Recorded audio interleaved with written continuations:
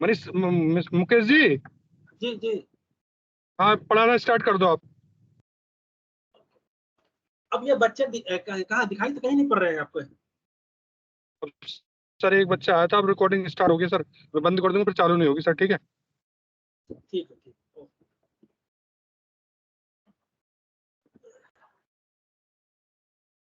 अभी तक हम लोगों ने गुण के संदर्भ में अभेदवादी और भेदवादी दो बातों की चर्चा की। अभेदवादी मत के अंतर्गत हम लोगों ने भट्टोद्भट्ट के मत को देखा, जिनका कहना था कि काव्य के संदर्भ में गुण और अलंकार में कोई भेद नहीं है, दोनों की काव्य में समवाय प्रति से स्थिति है। भेदवादी मत के अंतर्गत हम लोगों ने वामन के मत को देखा। वामन ने गुण और अलंकार के स्वरूप का प्रतिपादन भेदवादी दृष्टिकोण से किया है। इस क्रम में गुण के संदर्भ में उनका कहना है कि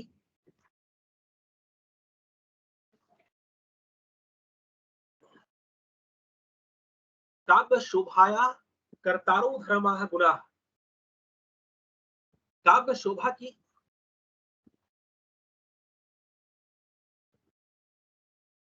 या काव्य शोभा के का जो उत्पादक धर्म है, या काव्य शोभा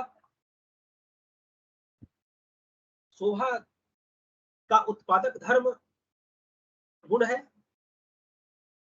उनकी दृष्टि में अलंकार तद अतिशय हेतवस्तु अलंकारा, काव्य शोभा के अतिशय का हेतु है, अर्थात उस काव्य शोभा को बढ़ाने वाला धर्म जो है वह अलंकार है।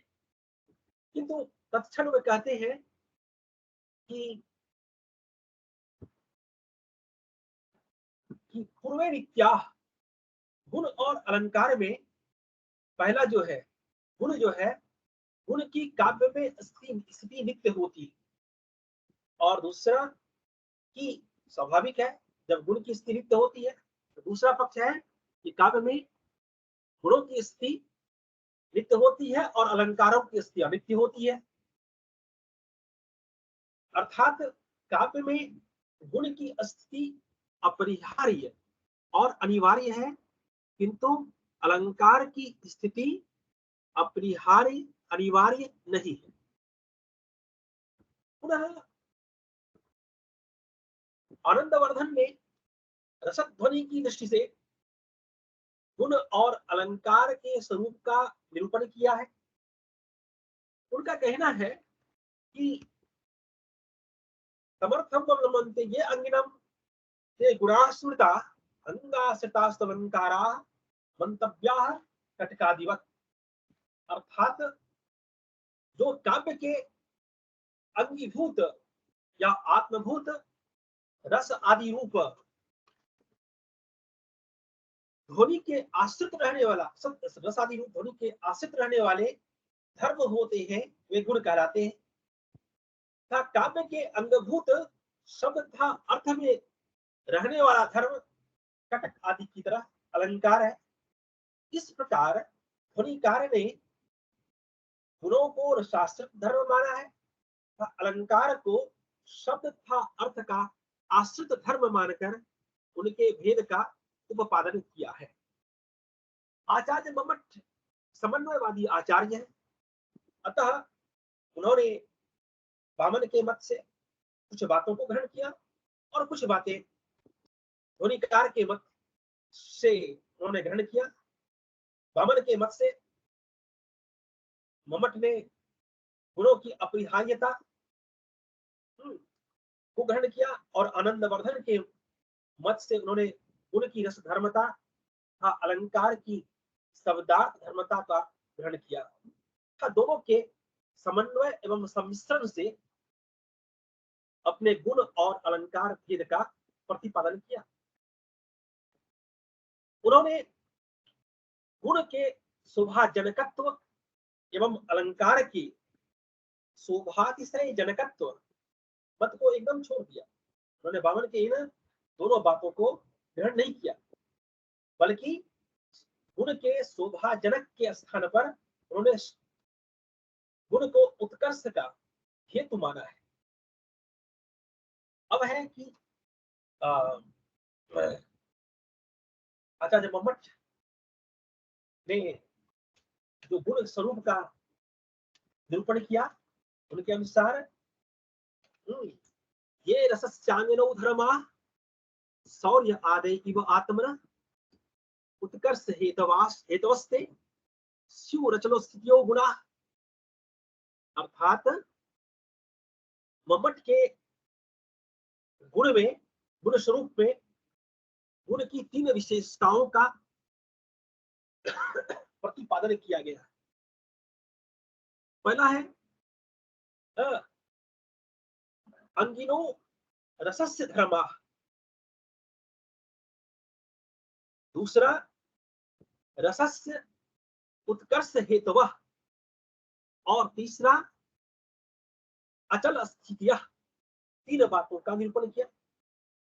तो ये रस, इसका सरलार्थ है ये रसस्याङ्गनौ धर्मा, जो क्या है, शौर्य आदय इव आत्मनः, आत्मनः शौर्य आदय इव, आत्मा के शौर्य आदि धर्म के समान जो काव्य के आत्मभूत अंगी रस, प्रधान रस के जो क्या है अपरिहार्य धर्म और उत्कर्षाधायक धर्म है, वे गुण कहलाते हैं। इस प्रकार आचार्य ने यहाँ पर गुण की 3 विशेषताओं का प्रतिपादन किया है। उक्त तीनों विशेषणों का आधार गुण के 3 लक्षण यथा रस धर्मत्वे सति रसोत्कर्षकत्वम, अर्थात गुण उन्हें कहते हैं जो रस का धर्म होते हुए रस का उत्कर्ष कराने वाला होता है। रसोत्कर्षकत्वे सति रसा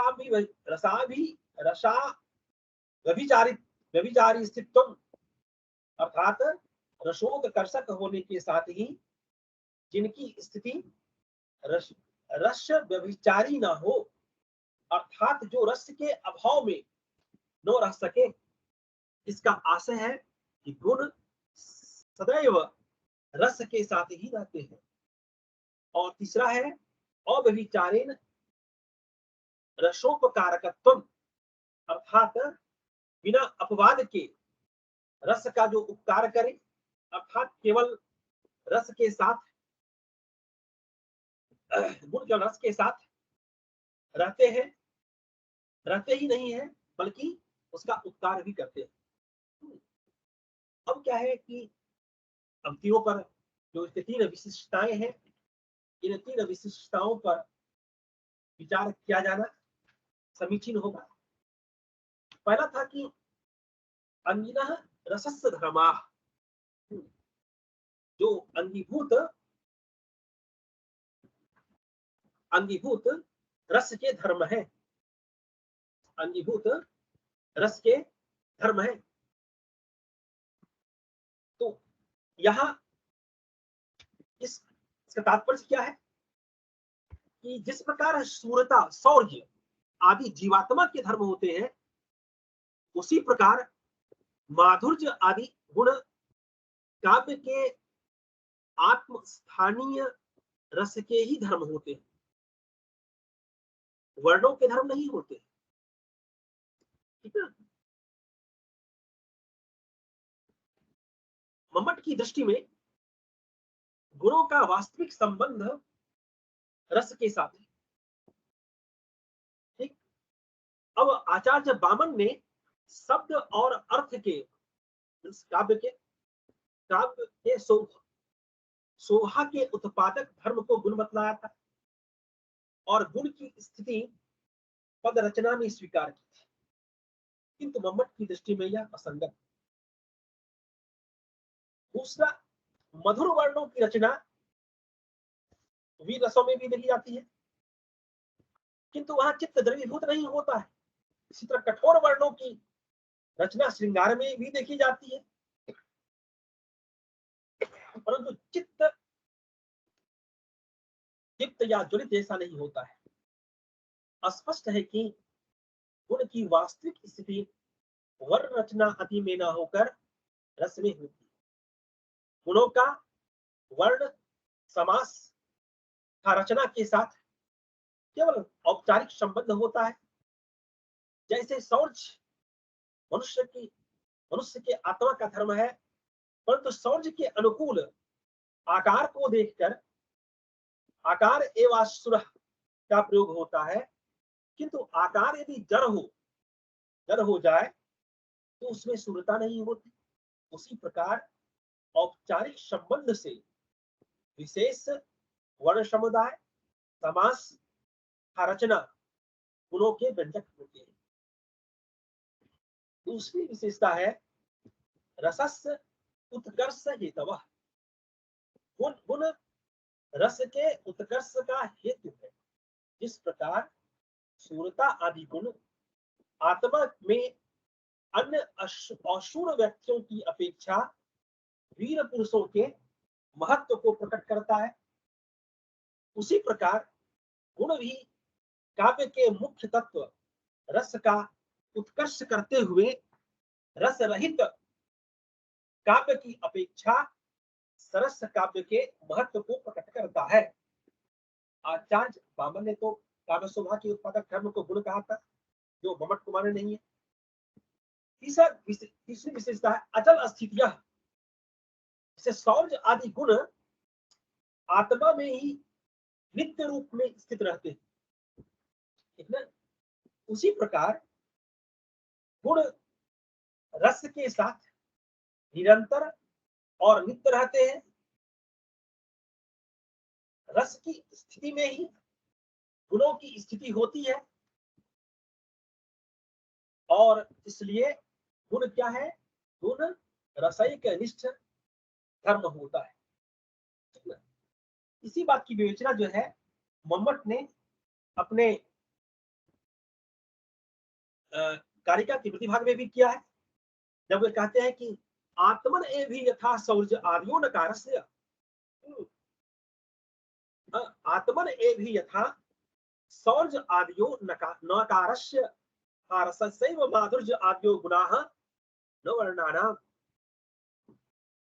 अर्थात जैसे शौर्य आदि आत्मा के धर्म होते हैं, शरीर के नहीं, इसी प्रकार माधुर्य आदि गुण रस के होते हैं, रस के धर्म होते हैं, वर्णों के नहीं। कहीं कहीं क्वचित शौर्य आदि समुचित आकार महत्वादि दर्शनात् आकारेव सुरः इत्यादि व्यवहारात् अन्यत्रासुरेऽपि विदिताकृतत्वमात्रेण सुरः इति क्वापि सूरेऽपि मूर्तिराघव मात्रेण असुरः इति अविश्रान्ति प्रतीतयोः यथा व्यवहरन्ति तद्वत् मधुरादि व्यञ्जक सुकुमारादि वर्णानां मधुरादि व्यवहार प्रवृत्तैः अमधुरादि सांगानां वर्णानां शौकुमार्यादि मात्रेण माधुर्यादि मधुरादिषु कर्णानां तेषां शौकुमार्यादेन माधुर्यादि रसवृन्द प्रतीति वन्द्या व्यवहरन्ति तयो माधुर्य आदि रसधर्माः समुचितैः वर्णैः विद्यन्ते तद्वर्णमात्र आश्रया अतिशां व्यञ्जकत्वम् उदाहरिष्यते। अर्थात जो है कहीं कहीं शौर्य आदि के योग्य समुचित आकार महत्व आदि को देखने से, शरीर की लंबाई चौड़ाई को देखकर इसका आकार ही सूर्य है, इस प्रकार का व्यवहार होने से, और दूसरी जगह असुर में भी केवल लंबी चौड़ी आकृति को देखकर सूर है, यह था। कहीं सूर में भी केवल शरीर के छोटे होने के कारण भ्रांत लोग जैसा व्यवहार करने लगते हैं, इसी प्रकार मधुर आदि गुणों के व्यंजक व्यंजक सुकुमार आदि वर्णों में मधुर आदि व्यवहार के होने से और मधुर आदि रस के अंगभूत वर्णों की सुकुमारता आदि मार्ग से माधुर्य आदि का मधुर आदि रसों के अंगभूत उन वर्णों के असुकुमार का कठोर होने से रस की मर्यादा को न समझने वाले भ्रांत लोग जो होते हैं उनके उनके अमाधुर्य आदि का व्यवहार करते हैं। इसलिए गुण माधुर्य आदि रस के धर्म है, वे माधुर्य आदि योग्य वर्णों से अभिव्यक्त होते हैं, केवल वर्णों के आश्रित रहने वाले नहीं। ये वर्ण जिस प्रकार गुणों के व्यंजक होते हैं, हाँ, इसका उदाहरण जो है आगे देखा जाएगा। ठीक है। पुनः अलंकार के संदर्भ में उनका कहना है कुर्वन्ति तम संतम ये अंग द्वारेण जातुचित हारादिवत अलंकारास्तनु प्रासुपमादय। यहाँ पर उन्होंने आनंदवर्धन के मार्ग का अवलंबन किया है, साथ ही उन्होंने इस बात को स्वीकार किया है गुण काव्य में गुण की अलंकार की स्थिति अनित्य होती है। तो कहते हैं कि उनकी दृष्टि में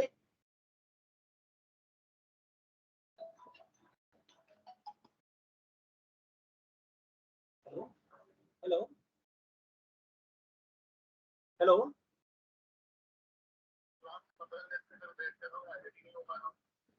अरे ये लोग ये जो कह रहे हैं मुझे जो कह रहे हैं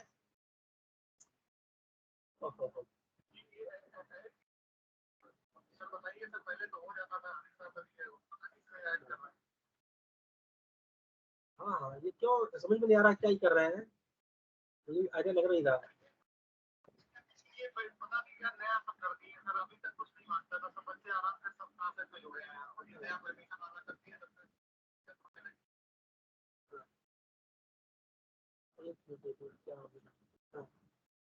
मुझे ये भी समझ में नहीं आया मुझे।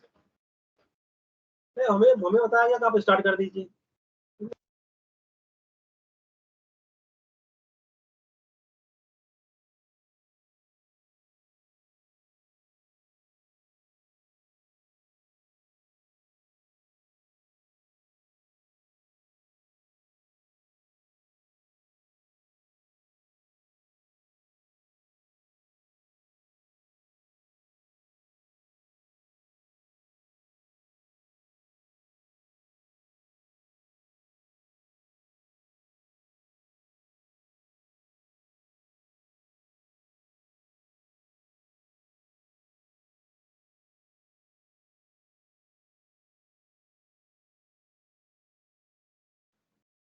हेलो, नरेश जी,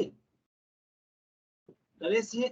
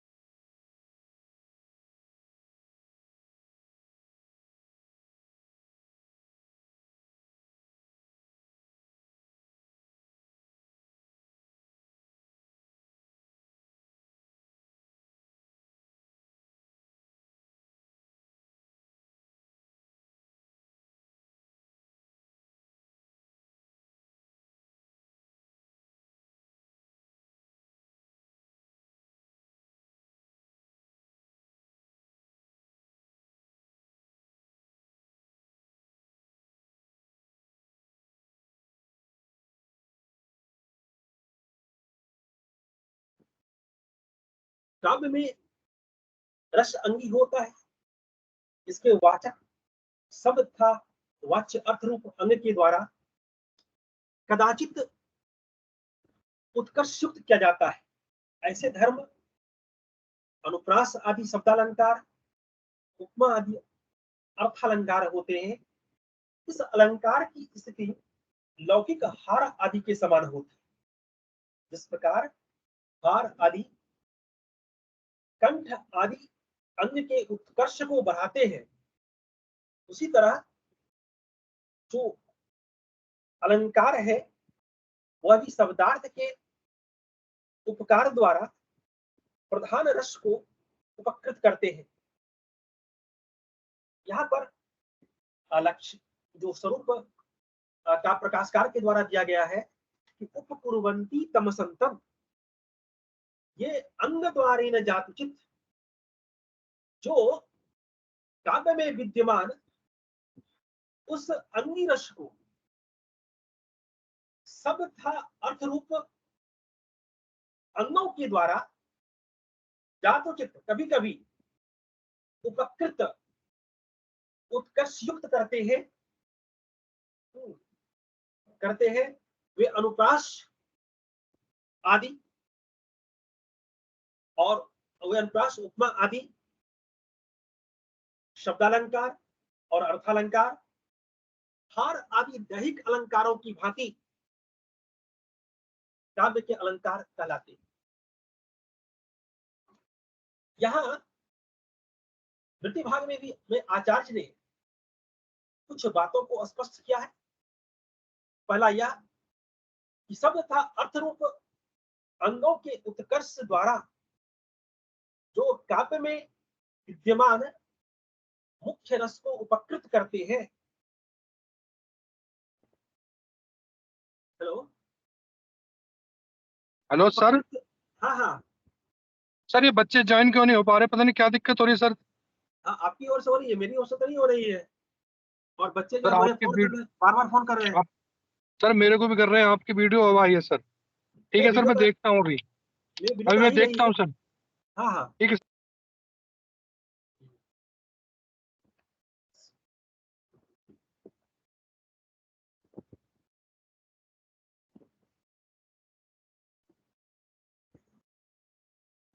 हाँ सॉरी, आ गए। जी सर, अब मैं आ पाया सर। चलिए, और इसको भी ले लीजिए, निकिता का भी आ रहा था, वो उसका फोन आया, उसका मैसेज आया हुआ है। सर वो वहीं से वो सर ही कर रहा है, मैंने बोल दिया पर स्टूडेंट्स वेट कर रहे हैं तो आप कर दीजिए, तो उन्होंने कहा मैं कर रहा हूँ। सर जिस जिसका नाम आते जा रहे हैं मैं करता जा रहा हूँ सर। ठीक ठीक। हाँ, तो मैं जो है अभी चर्चा कर रहा था गुण और अलंकार के संदर्भ में। मैंने काफी बातों की चर्चा मैंने इसे बोल तो दिया है, फिर मैं एक बार रिपीट कर देता हूँ, आपको रिवाइज कर देता हूँ। यहाँ पर जी सर। मैंने आप लोगों से कहा कि गुण के संदर्भ में जो मम्मट है उन्होंने कुछ बातें वामन से ग्रहण की और कुछ बातें आनंदवर्धन से ग्रहण की। ठीक है, वामन से उन्होंने जो ग्रहण किया वह था कि गुण नित्य धर्म है, काव्य में उसकी अपरिहार्य रूप में स्थिति होती है। और दूसरा आनंदवर्धन से उन्होंने ग्रहण किया, यह जो है रसाश्रित धर्म है। रस एक निष्ठ रसैक निष्ठत्व धर्म जो है वह गुण है। ठीक है, आचार्य मम्मट ने इन दोनों बिंदुओं को आधार बनाकर अपने काव्य अपने गुण स्वरूप का प्रतिपादन किया। उन्होंने कहा, ये रसस्यांगनौ धर्मा सौर्य आदय इव आत्मन उत्कर्ष हेतवस्ते स्यु रचनस्यो गुणा। उन्होंने जो है 3 विशेषताओं की चर्चा की। पहला था कि रसस्यांगिनो अंगिनो रसस्य धर्मा। दूसरा उत्कर्ष हेतव। और तीसरा तीसरा उन्होंने बताया अचल अस्थितयो, तीन जो है विशिष्टताओं का उन्होंने, क्या ये माइक चल रहा तो है? सूर्य प्रताप, आ रही आवाज? आ रही आवाज? मेरी माइक तो चल रही है यहां से।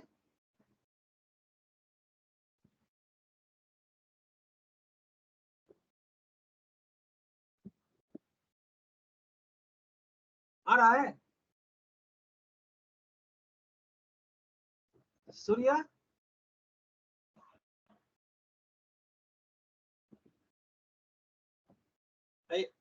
ये नरेश जी, नरेश जी,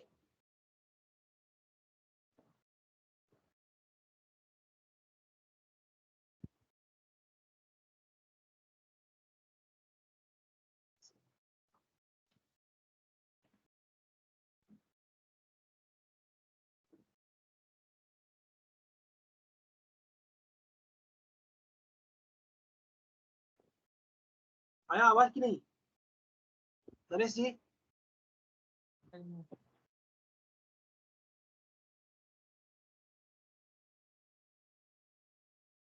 हेलो, आ रही आवाज? हाँ जी, आवाज आ रही है आपकी। नहीं नहीं, यहाँ बच्चे कह रहे हैं कि उनका माइक बंद कर दिया गया है। बच्चों का माइक तो बंद ही होगा सर, बच्चों का माइक क्यों नहीं खोलेंगे? अच्छा अच्छा, ठीक, ठीक है। ठीक है, ठीक है।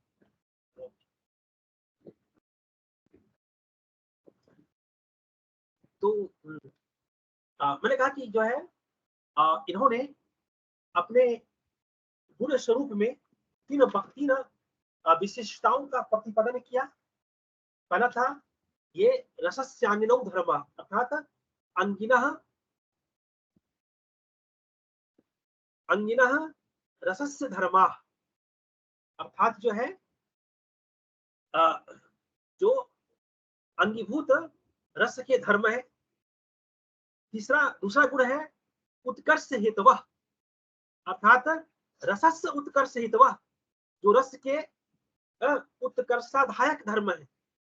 और तीसरा अचल अस्थितयः, जिसकी स्थिति काव्य में अचल रूप में, नित्य रूप में, अपरिहार्य रूप में होती है।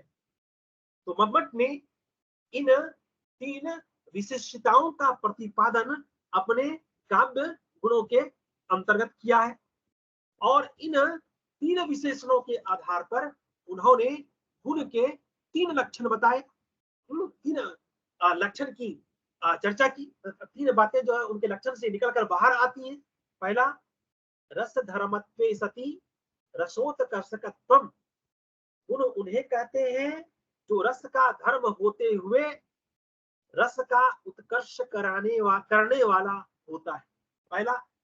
दूसरा, रसोत्कर्षकत्वे सति रस अव्यभिचारी स्थित्वम, अर्थात दूसरा है कि रसोत्कर्षक होने के साथ जिनकी स्थिति रस व्यभिचारी ना हो, अर्थात जो रस के अभाव में रस में न रह सके।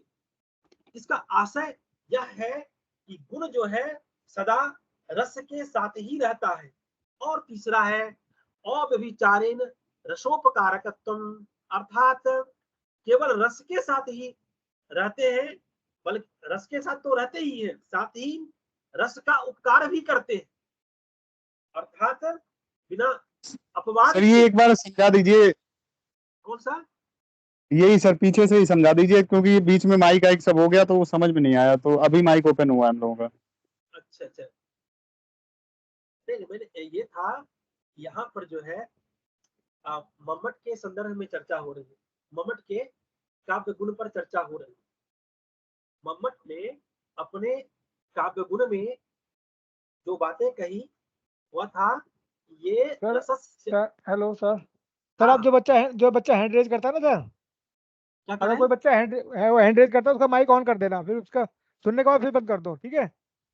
अच्छा अच्छा, ठीक ठीक। जो हाँ। बच्चा हैंड रेज करे ना उसका उसका माइक खोल देना फिर बंद कर देना, कि बच्चे डिस्टर्ब करते हैं क्लास में बीच में। ये रसस्यांगिनो धर्माः सौर्य आदय इव आत्मनः उत्कर्ष हेतवस्ते स्यु रचलो स्थितियो गुणाः।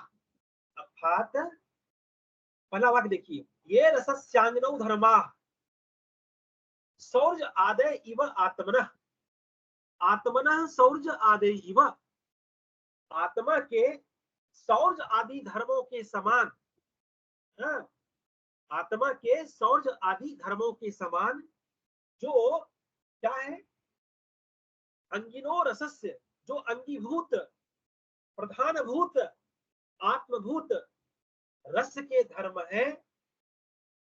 दूसरा क्या है, उत्कर्ष हेतुवा, जो उत्कर्षाधायक धर्म है, और अचल अस्थितियों, जो रस में अचल रूप में जिसकी अस्थिति होती है, नित्य जिसकी अस्थिति होती है, अपरिहार्य रूप में जो स्थित गुण है, अस्थित धर्म है, वह क्या है, गुण।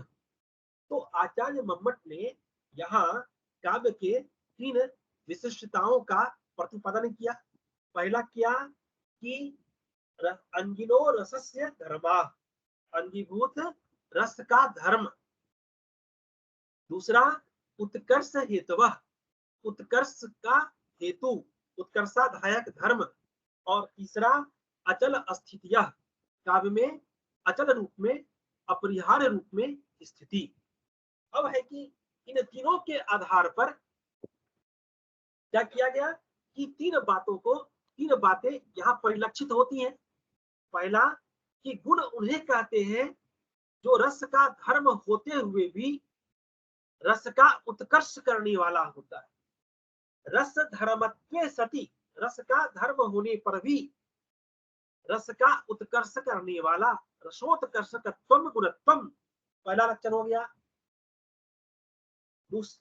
दूसरा हो गया रसोत्कर्षकत्वे सति रस अव्यभिचारी स्थित्वम, रस का उत्कर्षक होते हुए भी जिनकी स्थिति क्या है, रस में अव्यभिचारी रूप में न हो, अर्थात जो रस के अभाव में न रह सके। तात्पर्य यह है कि गुण सर्वदा रस के साथ ही रहते हैं। रस है तो गुण है, रस नहीं है तो गुण नहीं है। और तीसरी स्थिति क्या है, अव्यभिचारेण रसोपकारकत्वम, बिना अपवाद के रस का उपकार करें, अर्थात केवल रस के साथ रहते ही नहीं है बल्कि रस का उपकार भी करते हैं। ये तीनों बातें जो है मम्मट के गुण में आपको दिखाई पड़ते हैं। अब क्या है कि अब अगर आपको यह कारिका आएगी तो आपको इनमें तीनों बातों की विवेचना करनी है। पहला अंगिना रसस धर्मा, अंगीभूत जो है रस के धर्म है।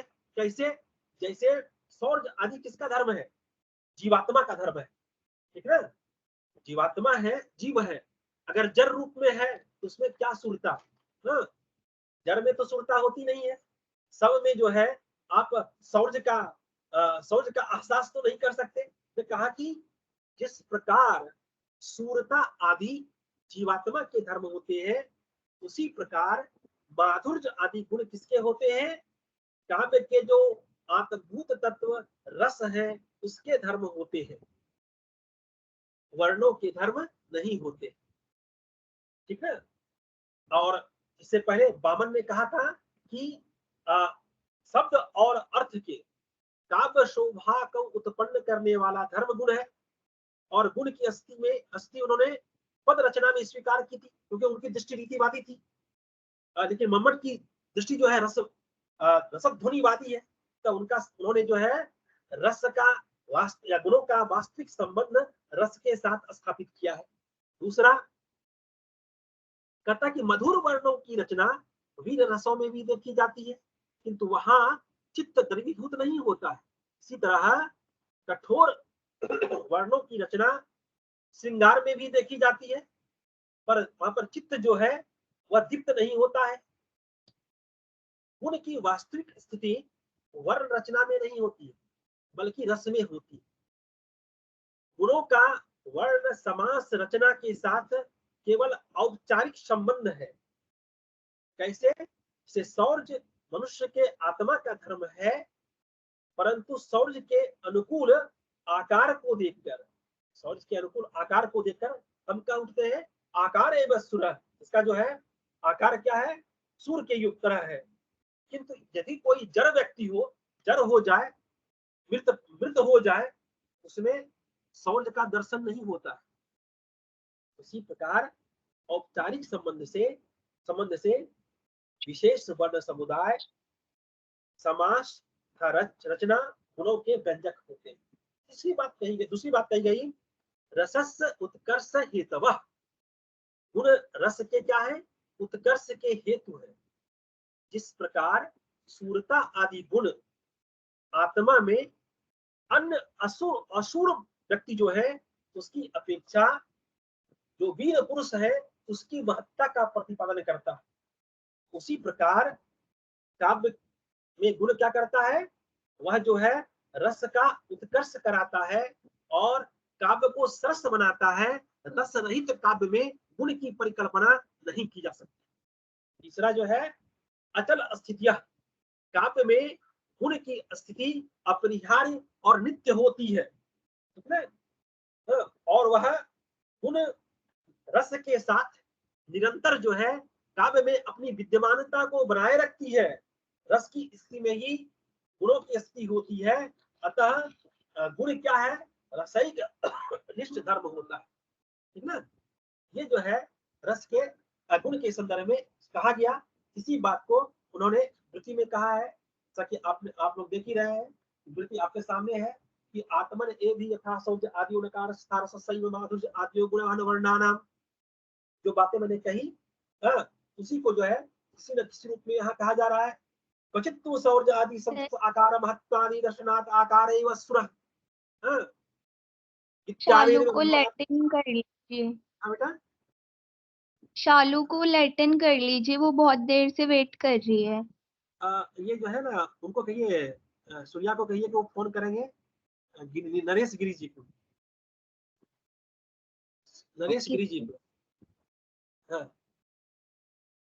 तो ठीक है। तो कहने का अर्थ यह है कि क्या कहा, जैसे शौर्य आदि जो है किसका धर्म है? आत्मा के धर्म है, वो शरीर के धर्म नहीं है। इसी प्रकार माधुर्य आदि जो गुण है वो रस के धर्म है, वर्ण के नहीं, ठीक है? वर्ण या शब्द क्या है? अभिव्यंजक मात्र है। शरीर है तब तो उसमें रस रहेगा, आत्मा रहेगी। अगर शरीर ही नहीं है, नहीं रहेगा तो उसमें आत्मा कहां से रहेगी? लेकिन शरीर क्या है? वह तो शरीर एक अभिव्यंजक, उसको अभिव्यक्त करने वाला जो आपको दिखाई पड़ रहा है वह धर्म है। फिर कहता कहीं कहीं शौर्य आदि के योग्य समुचित आकार महत्व आदि। सर मैंने बोल दिया। क्या कर दिया? बोल दिया मुझे। समुचित आकार महत्व आदि को देखने से शरीर की लंबाई चौड़ाई को देखकर इसका आकार ही सूरवीर है, इस प्रकार का व्यवहार होता है, ठीक है? और दूसरी जगह जो है अशूर में भी केवल क्या है? लंबी चौड़ी व्यक्ति जो है अशूर है, उसमें जो है क्षमता नहीं है, फिर भी जो है उसकी लंबी चौड़ी आकृति को देखा और हमने कह दिया ये सूर है। इसमें शौर्य जो है शौर्य गुण से यह भरा पड़ा है। और कहीं सूर है व्यक्ति, सुरमा है, शौर्य आदि गुण से युक्त है, लेकिन उनकी आकृति छोटी है। क्या कहते हैं? तो हम उसमें कहते हैं कि नहीं ये आखिर इसके इतना जो है अल्प प्राण में कहां से महाप्राण की गति आएगी, ये भी कहना शुरू कर देते हैं। अर्थात जो है ऐसा व्यवहार होने लगता है। इसलिए कहा कि क्वापि सूरेपि मूर्ति लाघव मात्रेण असुरा इति अविश्रांति प्रतीतयो यथा व्यवहरन्ति तद्वत् मधुरादि व्यंजक सुकुमार आदि वर्णानाम मधुरादि व्यवहार प्रवृत्ते और मधुरादि रसांगानाम वर्णानाम सौकुमार्ज आदि मात्रेण माधुर्य आदि मधुरादि रसोपकरणानाम तेषाम अशोकुमारी आदि और माधुर्य आदि पर्यंत प्रतिबंध्या व्यवहरन्ति अतएव माधुर्य आदि। हाँ, एक बार जो मम्मट जी का मत है उसे कंक्लूड कर दीजिए कि उनके जो 3 पॉइंट मुख्य हैं वो मतलब जैसे छोटा करके मतलब बता दीजिए ब्रीफ में कि क्या कहना क्या जाता है। कुछ नहीं है। देखिए इसमें 3 बातें हैं। हाँ, जी। रसस्य अंगिनो धर्मा। हाँ, अंगीभूत रस का धर्म है। गुण क्या है? अंगीभूत रस का धर्म है। धर्म धर्म है। जी। दूसरा कहा कि उत्कर्ष हेतुवः, वह रस का उत्कर्षक धर्म है, उत्पादक धर्म नहीं है। रस को उत्कर्ष प्रदान करने वाला धर्म है। और तीसरा बात कहा कि काव्य में गुण की स्थिति अचल रूप में होती है, अर्थात अपरिहार्य रूप में होती है, अर्थात नित्य रूप में होती है। यही बात कहा गया, ठीक ना। तो ये जो है 3 बातें, ये गुण है। और अलंकार के संदर्भ में कहा गया कि उपकुर्वन्ति तमसंतम यंग द्वारेण जातुचित हारादिवत अलंकारास अनुप्रास उपमा आदय। ये कहता है कि उपकुर्वन्ति, उपकृत करते हैं। हाँ, किसको उपकृत करते हैं? तो कहा कि जातुचित, कभी कभी उपकृत करते हैं। किसके द्वारा? अंग द्वारेण, जो शब्द का अर्थ रूप अंग है उसके द्वारा। काव्य में जो विद्यमान रस है उसको कभी कभी जो है उपकृत करते हैं, ठीक ना। कैसे? हारादिवत अलंकारास, हार आदि की तरह। जैसे हार आदि क्या है? वह जो लावण्य है उसके लावण्य के का उत्कर्ष मात्र कराते हैं, लावण्य की अतिशय का बोध कराते हैं, ठीक ना। ये कभी कभी कराते हैं। उसी तरह जो है अलंकार भी क्या करते हैं? जो काव्य में रहने वाला, काव्य में स्थित जो रस है, काव्य में जो विद्यमान रस है उसको कभी कभी उपकृत करते हैं। और हारादिवत अलंकार, अलंकार कैसे होते हैं? हार आदि की तरह होते हैं। अनुप्रास उपमा आदि, तो हारादिवत, हार आदि की तरह अनुप्रास और उपमा आदि अलंकार कहलाते हैं। तो बातें हो गई। ये क्या करता है? तो यह अलंकार जो है वह उत्कर्ष मात्र का बोध कराता है, उपकृत करता है। हाँ, उपकृत किसको किसको करता है? जो काव्य में विद्यमान रस है उसको कभी कभी उपकृत करता है शब्द और अर्थ के माध्यम से, किंतु जो है कैसे करता है? तो हार आदि की तरह। तो हार जैसे जो दैहिक स्वरूप है देह में, शरीर में, से हार आदि जो है क्या करते हैं? उपकृत करते हैं। उसी तरह जो है सौंदर्य को उपकृत करते हैं। उसी तरह अनुप्रास उपमा आदि जो शब्दालंकार और अर्थालंकार है वे काव्य में विद्यमान रस को कभी कभी उपकृत करते हैं, ठीक है। फिर उन्होंने कहा वृत्ति भाग में उन्होंने कहा भाई अब एक आध बताइए कैसे। तो कहा कि देखिए, तो उन्होंने कहा वृत्ति भाग में देखिए कि ये वाच्य वाचक लक्षणांग अतिशय मुखेन मुख्यम रसम संभविनम, जो मैंने कहा शब्द और अर्थ रूप अंगों के उत्कर्ष के द्वारा जो यदि संभव होता हो तो विद्यमान मुख्य रस को उपकृत करता है। संभव होने पर जो विद्यमान रस है उसको उपकृत करता है, उसका उत्कर्षाधायक या उत्कर्षाधायक धर्म होता है। दूसरा कहा कि यत्र तो नास्ति रसः, और जहां रस नहीं होता है वहां तक उसकी अलंकार की स्थिति क्या होती है? उक्ति वैचित्र मात्र होता है, केवल कथन मात्र होता है, ठीक है। और तीसरा कहा क्वचित तो संतोम अपनी उपकरंती, और कहीं कहीं क्या होता है काव्य में? क्या है? कहीं कहीं काव्य में रस के होने पर भी जो है उसके उत्कर्ष का आधान नहीं करता है, ठीक है। कैसे? जैसे कि कोई अलौकिक सौंदर्यशालिनी, लावण्य से, अलौकिक लावण्य से युक्त कोई सुंदरी हो और उसको जो है ग्रामीण अलंकार जो है, ग्रामीण अलंकार पहना दिया जाए, ठीक ना। तो वह ग्रामीण अलंकार जो है उसके लावण्य के लिए उत्कर्षाधायक नहीं होगा, उसके लावण्य के को बढ़ाएगा नहीं, लेकिन जो है उसको कमतर ही करेगा, उसको कम ही करेगा। ये कहा कि काव्य में अलंकार की जो स्थिति है उसका अध्ययन 3 दृष्टियों से किया जा सकता है। पहला कि जो मुख्यम रसम संभवनम रसम, जो मुख्य रस है, जो कभी कभी जो संभावित रस है, अर्थात काव्य में यदि संभव हो तो क्या करते हैं, रस संभव है तो उसको उत्कर्षक अर्थात उसके उत्कर्ष का आधार करते हैं, उसके उत्कर्ष, उसके सौंदर्य को बढ़ा देते हैं।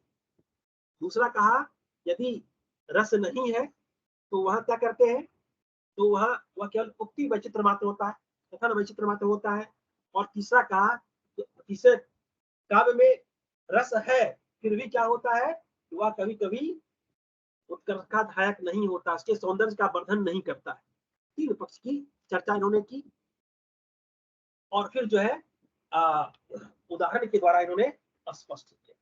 ठीक ना, ये आपका हो गया गुण और अलंकार।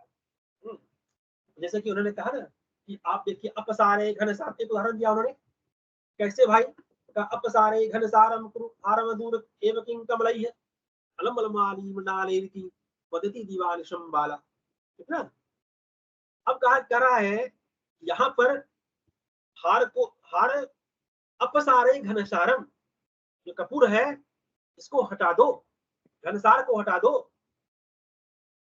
कुरु हारम दूर, ये दूर हार है इसको भी दूर रखो, हटाओ। किम कमलई, कमल से क्या लाभ होने वाला है। अलम अलम माली मृणाले रीति, मृणालों को भी रहने दो, और यह बाला हर समय यही कहती रहती है। अब यहाँ पर देखिए क्या हो रहा है, यहाँ पर रेफ की आवृत्ति हो रही है, रॉ की आवृत्ति हो रही है।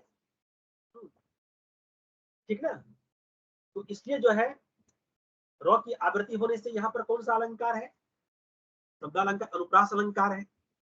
और अनुप्रास अलंकार, अनुप्रास अलंकार है, तो अनुप्रास क्या कर रहा है, काव्य में जो विद्यमान विप्रलम्ब श्रृंगार है, जो यहाँ अंगी रस के रूप में है, उसको, उसके सौंदर्य को यह थोड़ा बढ़ा रहा है।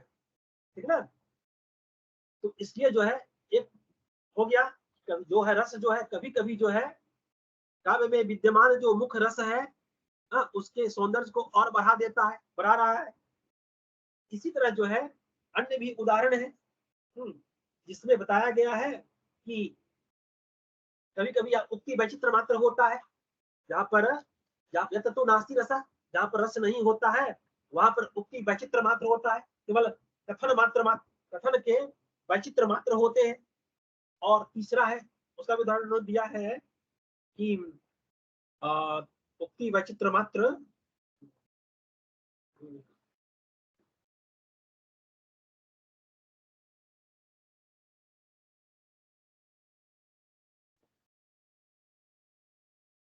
और तीसरा जो है, तीसरा कहीं पर रस होता भी है तो भी वह क्या होता है, वह जो रस होने पर भी संतम अपनी रोग कुर्वन्ति, यह उसे उपकृत नहीं करता है।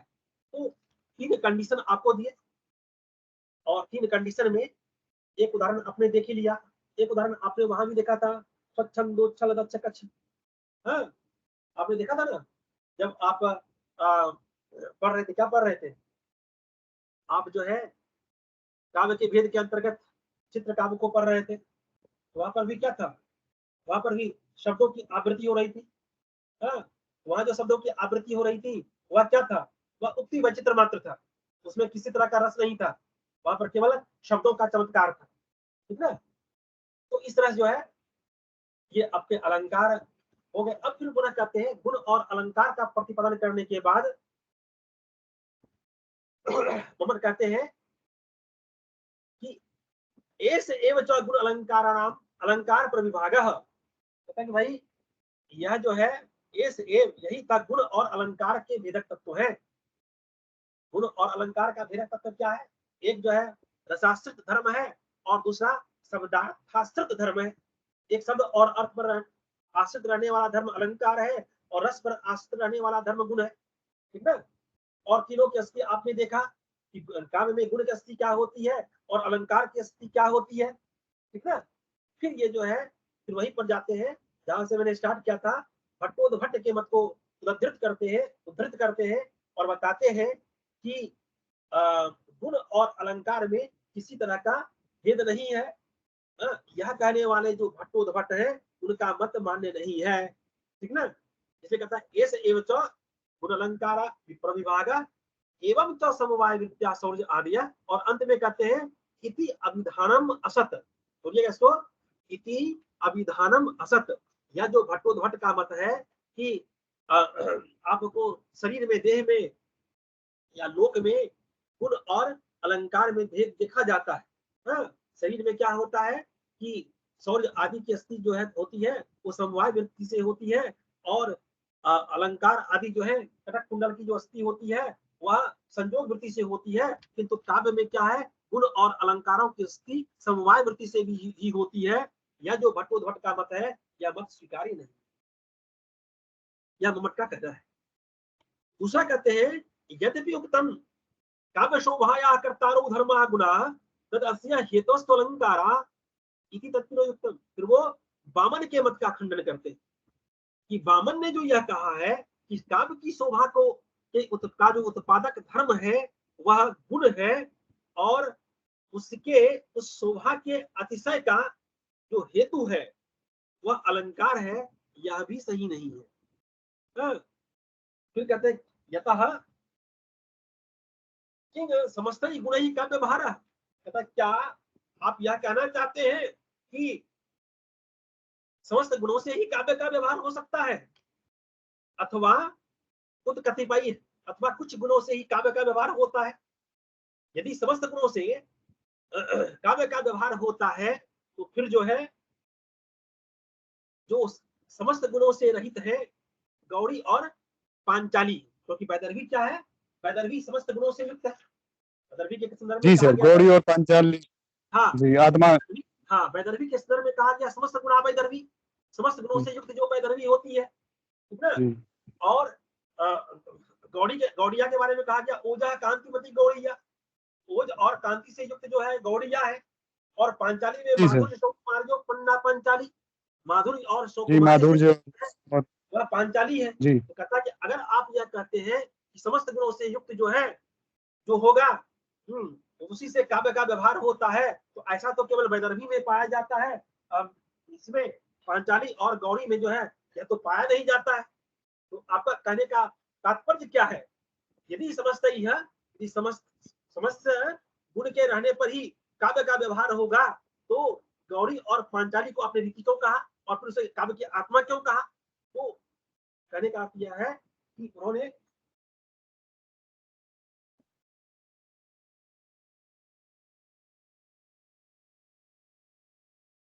प्रत्येक दृष्टि से जो है वामन के मत का खंडन किया है, और फिर एक उदाहरण भी दिया है कि आप जो है देखिए यह जो है इस उदाहरण को आप लीजिए और इसमें कैसे आप जो है अथ कतिपय तथा आद्रो अत्र प्रज्वलति अग्नि उच्चैः प्राज्यः प्रद्योन्नलसत्तस्येष धूमः इति ओज प्रवृत्तिषु गुणेषु सत्सु काव्यभार प्राप्ति। तो क्या इस पर्वत पर बड़े जोर से आग जल रही है और प्रचुर धुआं उड़ता हुआ दिखाई दे रहा है, तो रस विहीन काव्य लक्षण रहित काव्य में वाक्य में ओज आदि की गुणों से होने से काव्य व्यवहार प्राप्त होने लगेगा क्या, जो कि अविष्ट नहीं है। तो कहा कि भाई आप जो आपने जो कुछ बातें कही है वह जो है किसी रूप में जो है अस्वीकार्य नहीं है, ठीक ना। अब जो है हम लोग एक जगह इसमें और एक पॉइंट है, ठीक है सर। वामन जी के मत का इतना बताने के बाद लास्ट में क्या कहते हैं वो मम्मा जी? हाँ, वो सीधे कहते हैं कि भाई ये मत जो है तो इति तद्भिरो युक्तम, यह जो है स्वीकार्य नहीं है जी। हाँ, यह जो है अयुक्त है, यह मान्य नहीं है, ठीक ना, ठीक ना। और फिर आप दूसरा फिर वो क्लैरिफिकेशन मांगते हैं ना, तो आप कहना क्या चाहते हैं? क्या आप कहना चाहते हैं कि समस्त गुण होगा तभी काव्य का व्यवहार होगा, अथवा कुछ गुण होगा तो काव्य का व्यवहार होगा? यदि समस्त गुण से जो है काव्य का व्यवहार मानेंगे तब तो समस्त गुण तो केवल वैदर्भी में ही रहता है, ओज और वैदर्भी गौड़ी और पांचाली में तो समस्त गुण पाए नहीं जाते हैं, तो क्या वो गुण नहीं है? और गुण नहीं है तो फिर जो है आपने जो है उसे काव्य की आत्मा कैसे मान लिया? जो वैदर्भी और गौड़ी और पांचाली रीति है तो आपने काव्य की आत्मा कैसे कह दिया, ठीक ना?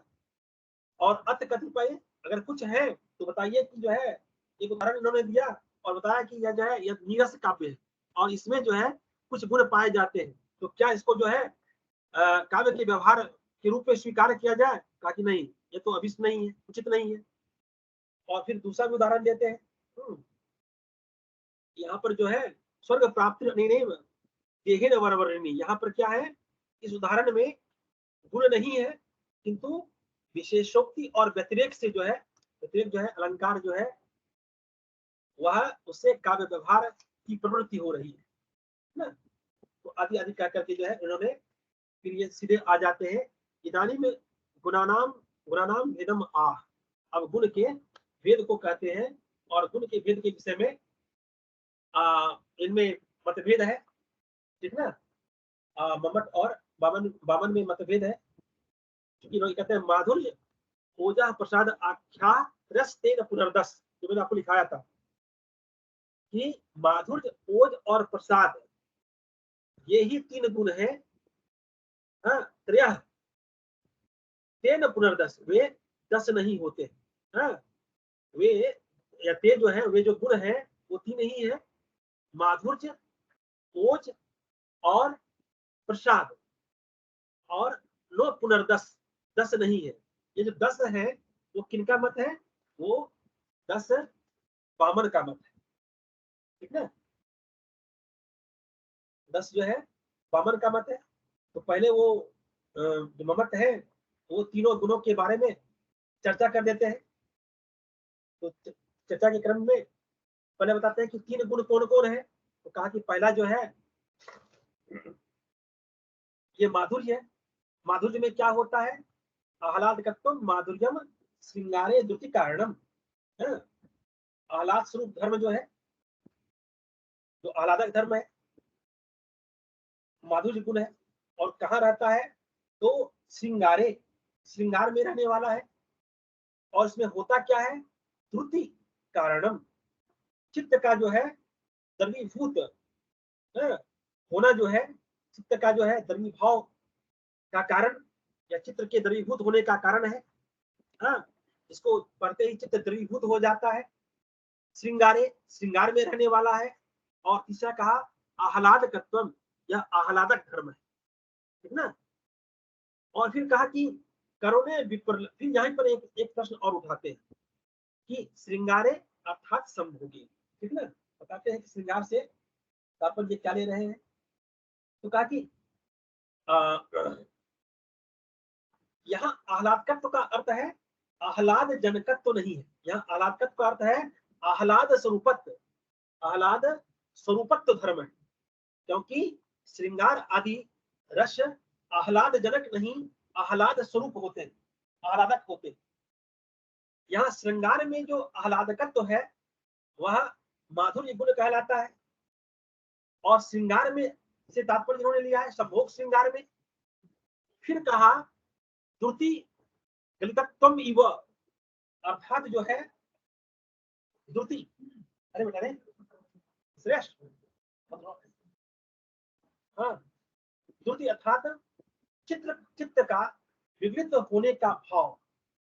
यहाँ जो है द्रुति गलितत्वम से तात्पर्य है चित्त का द्रवीभूत होना, ठीक ना। और फिर कहा कि आगे बढ़ते हैं, सर्वत्वम पुनः ओज प्रसादयो अपि। ये जो मत है ना, ये मत है भामह का। भामह ने कहा कि देखिए सर्वत्व, जो सर्वत्व बना सुनने योग्य जो होता है, तो कहा भामह का जो लक्षण था यहाँ उसमें था कि जिसमें अधिक समस्त पद ना हो, कानों को प्रिय लगने वाला जो श्रव्य काव्य होता है वह माधुर्य से युक्त होता है। तो मम्मट का कहना है कि श्रव्यत्व जो गुण है, सुनना, जो सुनने योग्य जो गुण है वह तो ओज में भी होता है, प्रसाद में भी होता है।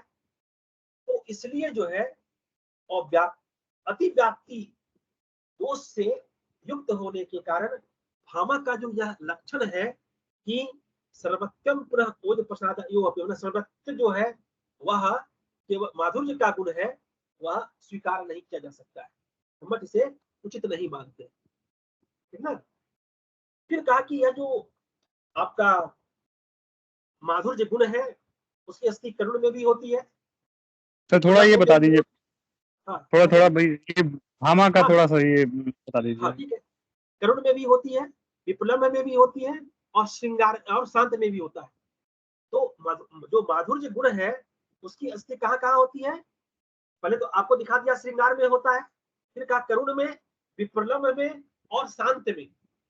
अर्थात जो है यह जो यहाँ जो है उत्तरोत्तर जो है, उत्तरोत्तर यह अधिक चमत्कार जनक होता है, उत्तरोत्तर यह अत्यधिक चमत्कार जनक होता है। तात्पर्य है कि माधुर्य श्रृंगार में रहता है, उससे अधिक करुण में रहता है, उससे अधिक विप्रलम्भ में रहता है, और उससे अधिक शांत में रहता है, ठीक ना। इसे तो मैंने चर्चा की थी, अपनी क्लास में काफी चर्चा कर दी है।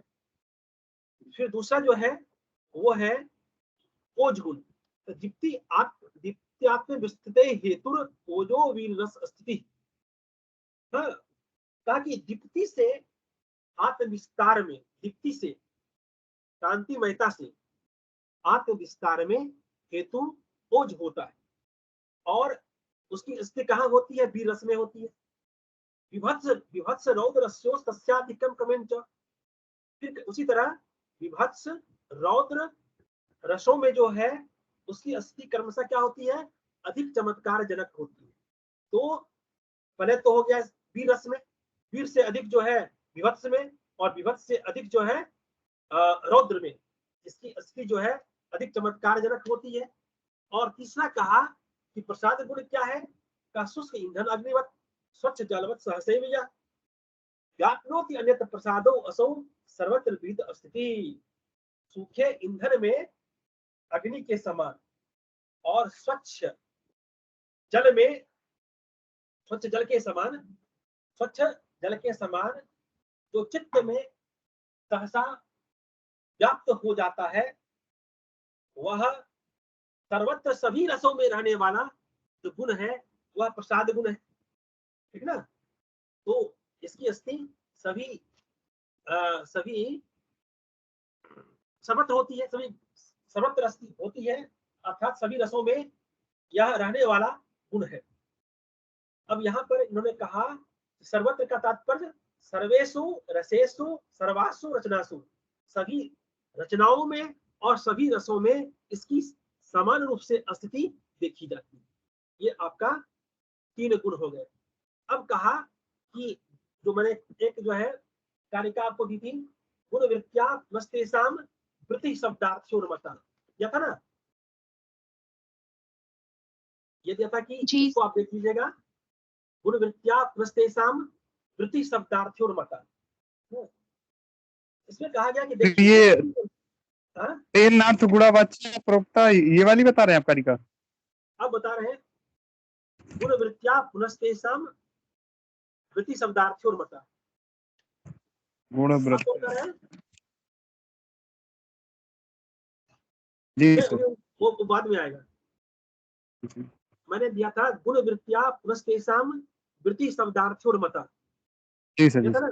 हाँ, इसका कहने का अर्थ ये है कि गुण वृत्ति से तात्पर्य है गौणी वृत्ति से, अर्थात उपचार से, उपचार मात्र से। ताकि यद्यपि जो है गुण मुख्य रूप से रस का धर्म है, ठीक ना, किंतु गौणी वृत्ति से जो है शब्द और अर्थ में उसकी स्थिति देखी जाती है ना? गुण वृत्ति से अथवा उपचार से। गौणी वृत्ति से जो है उसकी स्थिति कहाँ होती है, शब्द और अर्थ में होती है। जैसे वही बात है, शरीर में आत्मा के धर्म क्या है, शौर्य आदि गुणों की स्थिति उपचार से बनी जाती है। भाई आत्मा जो है कहाँ रहेगा, आत्मा के लिए कोई निवास स्थान तो चाहिए। ये निकिता कुछ बोलता नहीं है ना, निकिता कुछ बता रहे हैं? सर वो पूजा वेट कर रही। ये नहीं, बात है कि वहां से तो मैं बार बार कह रहा हूँ कि जो करेंगे वही सही, इधर हमारी ओर से नहीं है, एंट्री बंद नहीं है। सर मैंने बोल दिया था वो उस समय सर को, गिरी सर को। तो क्या कह सकते हैं?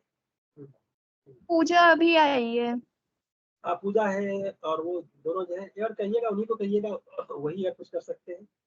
तो कोई बात नहीं, ये जो है आपके पास रहेगा ही, देख लीजिएगा, तो कहिए देख लेंगे। हाँ, हमको लगता है 4 से 6, 3 से 5 वाले में थोड़ा सा प्रॉब्लम रही, ठीक ना। तो फिर कहा कि, मैंने कहा कि जैसे अब आत्मा है, आत्मा के लिए तो कोई आश्रयभूत तत्व तो चाहिए, शरीर है उसके लिए आश्रय। उसी तरह जो है, जो शौर्य आदि गुण है वह आत्मा के धर्म है, और आत्मा जो है कहाँ, उसका अवस्थान कहाँ होगा, शरीर में होगा। उसी प्रकार जो है, जैसे शरीर में आत्मा के धर्म शौर्य आदि गुणों की स्थिति जो है उपचार से मानी जाती है, हाँ, गुणीभूत रूप में होती है। उसी तरह उपचार से रस के धर्म, जो माधुर्य आदि गुणों की शब्द और अर्थ में स्थिति दिखाई पड़ती है, ठीक है। इतना ही बात को वहां लिखना है। अब फिर कहता है कि केचिद अंतर भवंतेषु, जो वामनोक्त जो है, वामन ने 10 गुण बताए थे। यहाँ पर एक बात ध्यान में रखिएगा, वामन ने 10 शब्द गुण बताए थे, 10 अर्थ गुण बताए, लेकिन क्या थी, नाम में एक रूपता थी। इसलिए जो है सामान्यतः यह मान लिया जाता है कि वामन के 10 गुण हैं। लेकिन आपको अगर क्लियरिफिकेशन करने के लिए कहा जाए तो आप ये अवश्य ध्यान में रखिएगा कि 10 शब्द गुण है, 10 अर्थ गुण है, ठीक ना।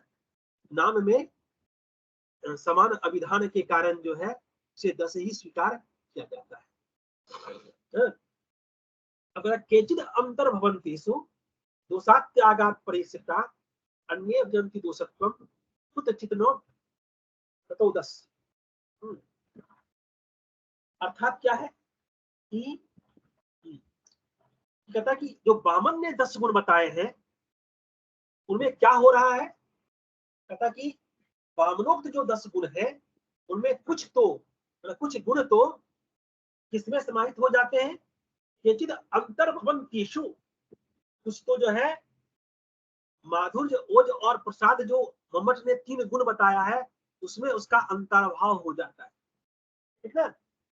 कुछ का अंतर्भाव 3 गुणों में, मम्मट प्रतिपादित 3 गुणों में हो जाता है। दूसरा कहा, कुछ जो गुण है वामन के वे क्या है, दोष अभाव रूप है, दोषाभाव रूप है, हाँ, वह दोष का अभाव है। और तीसरा जो है अन्य भजंती दोषत्वम, और कहीं कहीं क्या होता है कि कुछ दोष जो है, कुछ कहीं कहीं पर वो गुण न होकर के दोष स्वरूप ही होते हैं, कहीं पर गुण न होकर दोष रूप हो जाते हैं, इसलिए 10 गुण नहीं हो सकते, ठीक है। उन्होंने 3 बातें कही। पहला कहा कि केचिद अंतर्भवंतेषु, कुछ जो है वो 3 गुणों में ही समाहित हो जाते हैं। फिर कहा दोष त्यागात परिश्रिता, और कुछ जो है दोष त्याग स्वरूप है, दोषाभाव रूप होते हैं। और अन्य भजंती दोषत्वम, और अन्य जो है कुछ जो है गुण न होकर दोष रूप ही होते हैं, और इसलिए जो है 10 गुण नहीं होते हैं, बल्कि गुण कितने होते हैं, 3 ही होते हैं। और फिर इन्होंने जो है स्पष्ट किया कैसे जो है जो गुण है, वामन ने जो 10 शब्द गुणों की चर्चा की थी, श्लेष, समाधि, उदारता आदि जो चर्चा की थी, उन्होंने बताया कि जो है कैसे कुछ गुण जो है वो कहाँ समाहित हो जाते हैं। आप इसको पढ़िएगा ही, मैं सिर्फ इतना चर्चा कर देता हूँ। अब इनका जो मम्मट का ओज गुण है, अब ओज गुण में जो है वामन का जो श्लेष है, समाधि है, उदारता है और प्रसाद है, ये 4 गुण है वो मम्मट के ओज गुण में समाहित हो गए। माधुर्य गुण का उल्लेख मम्मट ने उसी नाम से किया है, ठीक ना, ठीक है, मम्मट ने उसी नाम से किया है।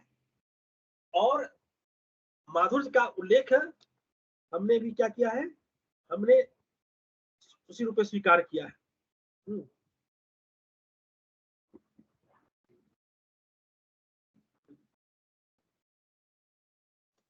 फिर कहा कि अर्थ व्यक्ति जो है, जो वामन का गुण है, वह मम्मट के प्रसाद गुण में समाहित हो गया है। समता जो है, समता गुण जो वामन का है, वह कहीं दोष रूप में होता है और इसलिए इसको गुण नहीं कह सकते। सौकुमारी और कांति जो गुण वामन का है, वह कष्टत्व और गामित्व दोष के परिहार स्वरूप होता है, इसलिए वह गुण नहीं है।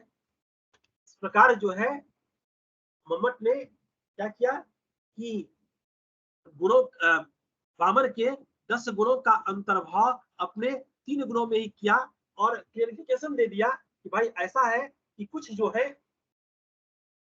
गुण जो है वो मम्मट के 3 गुणों में समाहित है, कुछ दोष अभाव रूप है और कुछ जो है दोष स्वरूप है।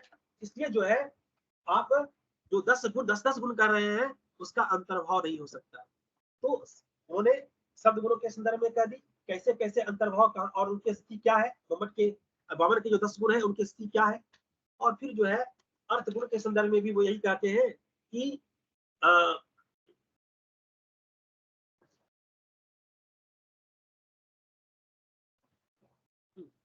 भाई यहाँ जो है जब आप पढ़ेंगे लास्ट में कि वो कहते हैं कि आप जो है शब्द गुण जो है, शब्द गुण की चर्चा तो क्या ही नहीं जाना चाहिए, सॉरी अर्थ गुण की चर्चा तो क्या ही नहीं जाना चाहिए। और फिर उन्होंने जो है वहां भी उनकी अस्थि बताई है कि जो प्रौढ़ी ओज कही गई है, प्रौढ़ी जो गुण है ओज का, वह क्या है, विचित्रता मात्र है। जब हम सदगुण में जाते हैं, सॉरी अर्थगुण में जाते हैं, तो वामन का जो ओज है, अर्थगुण है, वह क्या है, विचित्रता मात्र है, गुण नहीं है।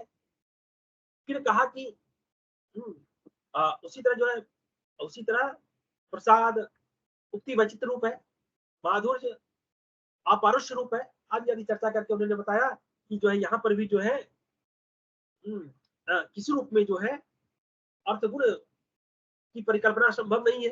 जो आपने 10 अर्थगुण की बातें कर दी वह भी स्वीकार्य नहीं है। और अंत कहते तेन नार्थ गुणावाच्या प्रोक्ता शब्द गुणाश्चय, तेन नार्थ गुणावाच्या, इसे कहा कि अर्थ गुण नहीं कहे जाने चाहिए और जो शब्द गुण है, जो शब्द गुण कहे गए हैं अर्थ गुण नहीं कहे जाने चाहिए और जो शब्द गुण कहे गए हैं तेन नो अर्थ गुणावाच्या प्रोक्ता।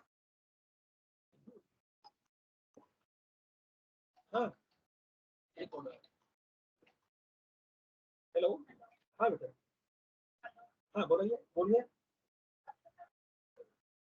हाँ बेटा, मैंने बताया था कि यहाँ पर जो है ना ये नरेश गिरी जी है, वो देख रहे हैं।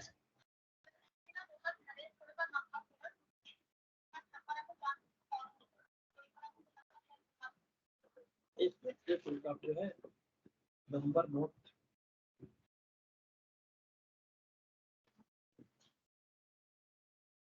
और 9971 71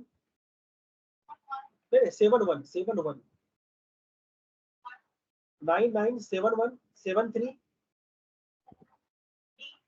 2562 62।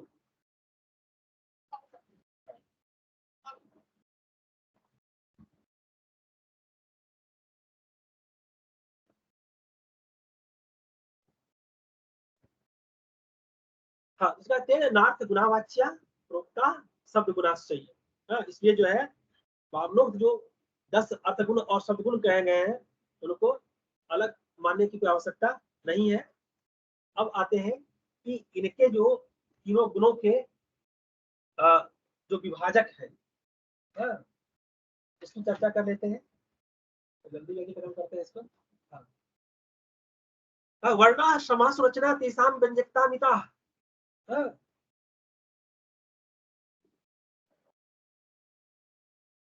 अर्थगुण के बारे में सुन लीजिए आप। अर्थगुण के बारे में था कि अर्थगुण तो होते ही नहीं। वामन ने 10 अर्थगुणों की चर्चा की थी, मम्मट ने उनका खंडन कर दिया। किसी भी अर्थगुण का अंतर्भाव स्वमान्यता प्राप्त 3 गुणों में नहीं किया, उन 3 गुणों में भी किसी गुण को स्वीकार नहीं किया। अर्थगत जो 4 प्रकार के गुण है, ओज श्लेष समाधि को तो उन्होंने गुण मानने से इनकार कर दिया। ठीक ना। सर ये 3 को भी नहीं स्वीकार करेंगे? हाँ नहीं, अर्थ गुण जो है, शब्द गुण में तो कुछ बातों को स्वीकार कर लिया, जी अर्थ गुण में तो किसी को स्वीकार ही नहीं किया। जी जी। हाँ, इसे जो है उसी तरह जो है ओज, प्रसाद, माधुर्य, सौकुमार, उदारता को उन्होंने क्रमशः क्या माना? अपुष्टार्थ, अधिक पदत्व, अनवीकृतत्व और मंगल रूप, अश्लील, ग्राम दोष का अभाव माना। तो भाई दोष वो जो है गुण नहीं है, बल्कि दोष अभाव रूप है। इसी प्रकार अर्थ व्यक्ति जो गुण है वामन का, जो अर्थ गुण है उसको स्वभावोक्ति में लेकर चले गए। वो कांति का जो है रसद ध्वनि और गुणीभूत व्यंग में अंतर्भाव कर दिया। समता का जो है, समता के एक भेद क्रम पालन करने के प्रक्रम भंग नामक दोष का वहां अभाव बतला दिया। इसी तरह जो है उन्होंने अर्थ गुण के संदर्भ में यह कहा कि इनका अंतर्भाव जो है गुणों में करने की कोई आवश्यकता ही नहीं है। तात्पर्य यह है कि मम्मट की दृष्टि में अर्थ गुण होते ही नहीं, ठीक है। अब हम लोग जो आ रहे थे वर्णा समास रचना तेसाम व्यंजकता मिता। मम्मट की दृष्टि में जो है गुणों का निर्धारण ये 3 बातों पर विचार किया जाता है। पहला क्या? वर्ण, समास और रचना। वर्ण, समास और रचना, गुणों के निर्धारण के लिए 3 बातें आवश्यक है। पहला, उसमें किस प्रकार के वर्णों का प्रयोग किया जाए, किस गुण में किस प्रकार के वर्णों का प्रयोग हम कर सकते हैं। ये अर्थ गुणों के नहीं, अर्थ गुण समाप्त हो गया जी। अब हम लोग आ रहे हैं कि मम्मट ने जिन 3 गुणों की विवेचना की है, उन 3 गुणों के निर्धारण का आधार क्या है। जी सर। उसमें मैंने कहा उन 3 गुणों के निर्धारण का आधार है वर्ण, समास और रचना। वर्ण से तात्पर्य है कि जो 3 गुण बताए गए हैं, तीनों गुणों में से किस गुण में किस प्रकार के वर्णों का हमें प्रयोग करना चाहिए, ठीक ना। उसी तरह जो है 3 गुणों में समास की स्थिति क्या होती है। 3 गुणों में से प्रत्येक गुण में समास की स्थिति क्या होती है। और तीसरा, उसकी रचना किस प्रकार की होती है। ये 3 तत्व जो है गुणों की व्यंजना करते हैं, गुणों को अभिव्यक्त करते हैं। जैसे कि आप देखें, पहला आपने लिया कौन सा है, पहला है माधुर्य गुण को ले लिया ना। अब उन्होंने कहा मूर्धनी वर्गंतगा स्पर्शा अट्ट वर्गा रणो लघु आप्तिर मध्य वृत्तवा माधुर्य घटना तथा। का मूर्धनी वर्गंतगा, मूर्धा पर जो है, जो सिर है उस पर क्या होना चाहिए, अपने अपने वर्ग का के अंतिम वर्ण से युक्त होना चाहिए। सिर पर जो है अपने अपने वर्ग के अंतिम वर्ण से युक्त होना चाहिए। दूसरा कहा स्पर्शा अट वर्गा, टवर्ग को छोड़कर, डॉट को छोड़कर स्पर्श वर्ण होना चाहिए। रणौ लघु, ह्रस्व रकार और नकार का प्रयोग होना चाहिए। और वृत्ति मध्य वृत्तिर्वा, अवृत्ति समास रहित, वृत्ति रहित होना चाहिए। और अगर समास है भी तो स्वल्प समास, मध्यम समास होनी चाहिए। रचना घटना जो है, ऐसी रचना कहाँ होती है, इस तरह की रचना से युक्त जो है वह माधुर्य में देखी जाती है, ठीक ना। क्लियर हो गया कि मूर्धनी वर्गंतगा, मूर्धा पर जो है, सिर पर जो है अपने अपने वर्ग का अंतिम वर्ग, अपने सिर पर अपने अपने वर्ग का अंतिम वर्ण होना चाहिए। स्पर्शा अटवर्गा, टवर्ग को छोड़ करके स्पर्श वर्ण होना चाहिए। रणो लघु, लघु ह्रस्व रकार और नकार होनी चाहिए। और अवृत्ति मध्यवृत्ति समास रहित और अल्प समास वाली रचना होनी चाहिए। ऐसा किसमें होता है, यह माधुर्य गुण में होता है, ठीक ना। उदाहरण दिया हुआ है, देख लीजिएगा, ठीक ना। अनंग रंग प्रथमम तदंगम, आप देख ही रहे हैं यहाँ पर जो है शीर्ष पर क्या है, शीर्ष पर जो है अपने अपने वर्ग का जो है अंतिम वर्ण है। हाँ? और जैसे अणंग, तो ण पर जो ग आया हुआ है 6 बार आया हुआ है, न तो जो है वो 4 बार आया हुआ है, ठीक है। शांत शांता परिचिंतनानी, शांता परिचिंतनानी में जो है रॉ का के दोनों ओर हर्ष आया हुआ है। अनंग रंग तरंग भंग, देख ही रहे हैं, सुंदर रचना है। तो इस प्रकार जो है यह क्या है, यह माधुर्य के व्यंजक है, प्रेम श्रृंगार में माधुर्य के व्यंजक है। क्लियर हो गया। दूसरा ये ओज, ओज में क्या है,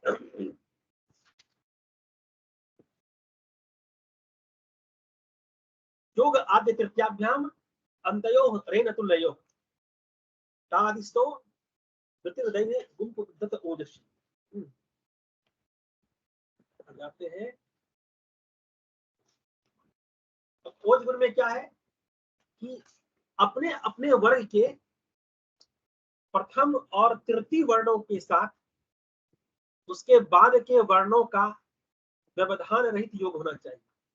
अपने अपने वर्ग के प्रथम और तृतीय वर्ण के साथ क ख, अपने अपने वर्ग प्रथम और तृतीय वर्ण के साथ उनके बाद के वर्ण। प्रथम वर्ण हो गया जिसे कवर्ग में लेते हैं क, तो योग होगा ख के साथ, च का छ के साथ, तो का थ के साथ, प का फ के साथ, और तृतीय वर्ण के साथ उसके बाद वाला वर्ण। तृतीय वर्ण हो गया ग, ग के साथ घ, ज के साथ झ। योग आद तृतीयाभ्याम अंतयो रेन तुल्यो। अब बता कि रेन रो के साथ योग होना चाहिए, ऊपर नीचे या अन्य जगह जो है दोनों जगह विद्यमान है, जो रेप के साथ जो है किसी भी वर्ण का योग होना चाहिए। जैसे वक्र शब्द है, वज्र शब्द है। तुल्य योग, तुल्य वर्णों का भी योग हो सकता है। वित्त, वित्त में तो और तो का योग हो रहा है। उच्च, उदात्त है, फिर है ता आदि, तो डढ़ा वर्ण भी यहाँ दिखाई पड़ सकते हैं। शशो, तालव्य श और मूर्धन्य श।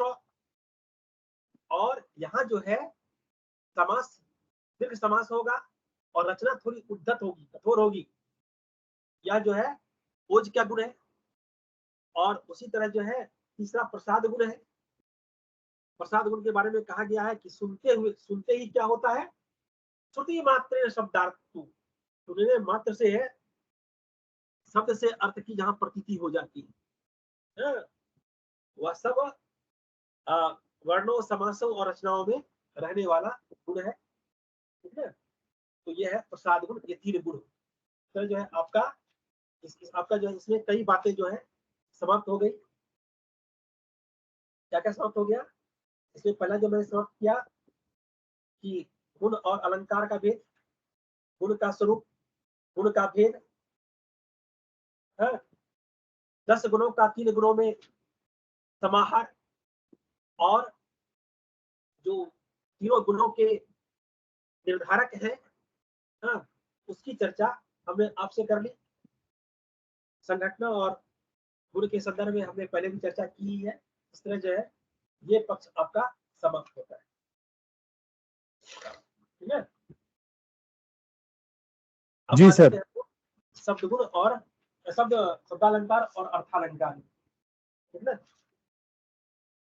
अब शब्दालंकार अर्थालंकार में मैं सीधा जो है लक्षण और एक एक उदाहरण पर आता हूं।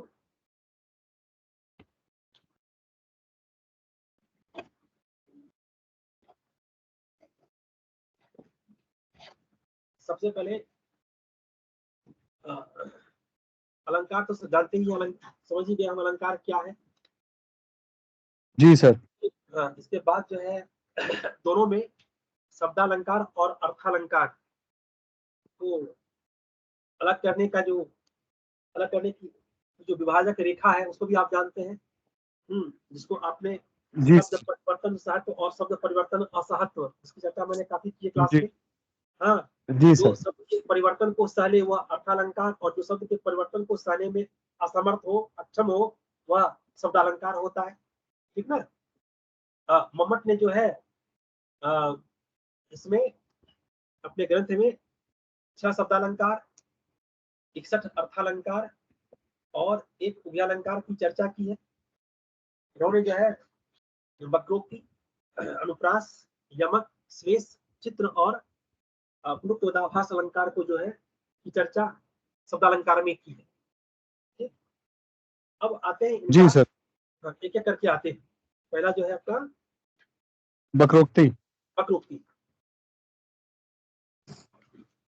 वक्रोक्ति के विषय में मम्मट कहते हैं कि युक्तम अन्यथा वाक्यम अन्यथा नियम प्रयुज्यते श्लेषेन काक्वा वा ज्ञेया सा वक्रोक्ति तथा द्विधा।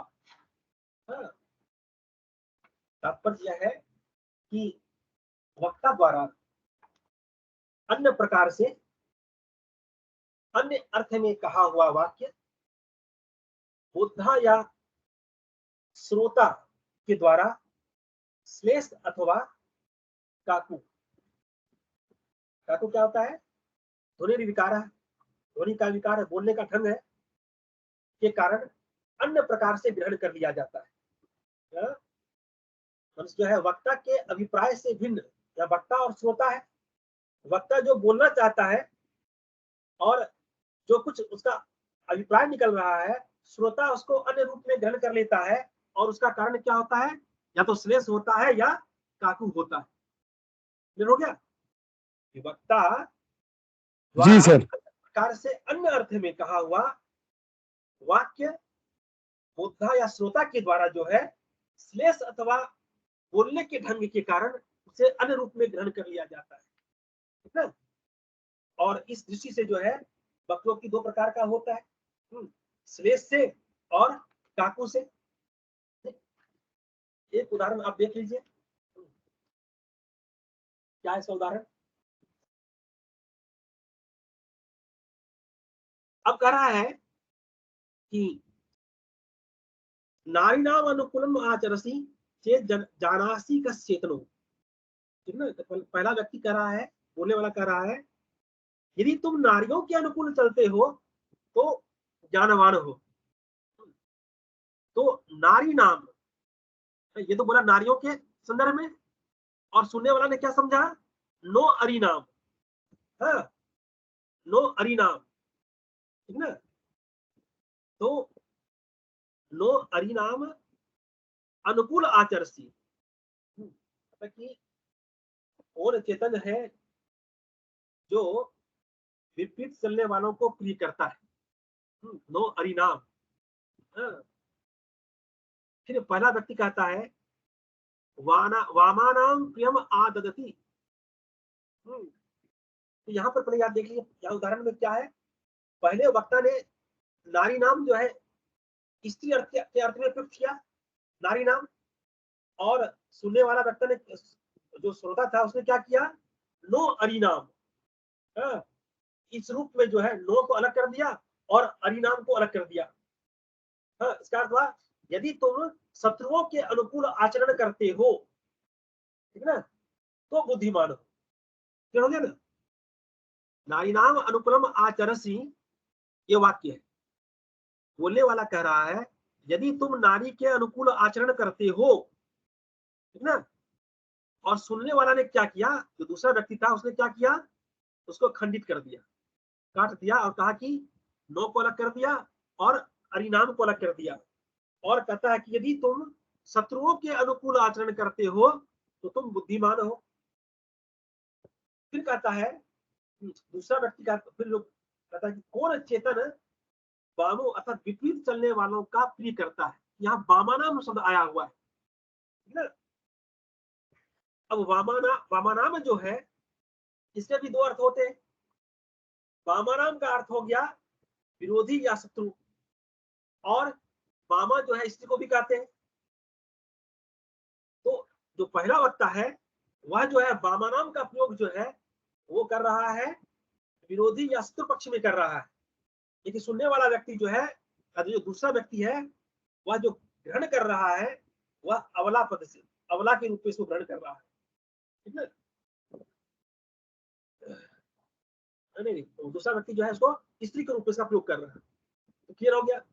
उसी तरह जो है हित कृतेन नहीं व अबला नाम भवान, उसी तरह अबला शब्द है, पहला नारी नाम शब्द हो गया, दूसरा वामा नाम शब्द हो गया, तीसरा अबला नाम है। अबला शब्द का अर्थ है भी यहाँ स्त्री होता है, दूसरा व्यक्ति जो है उसको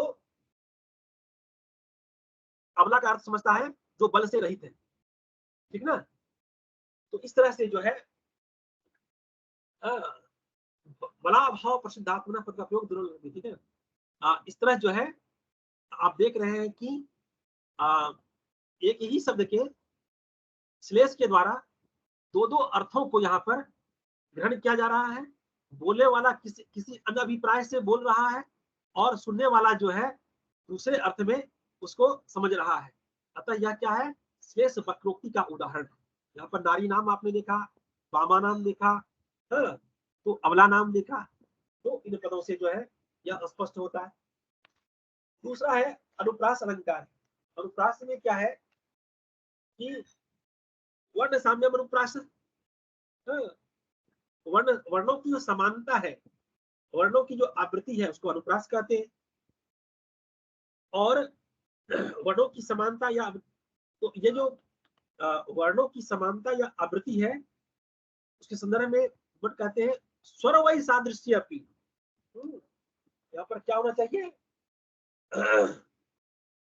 यहाँ वर्ण साम्य से तात्पर्य क्या है, व्यंजन वर्णों की समानता।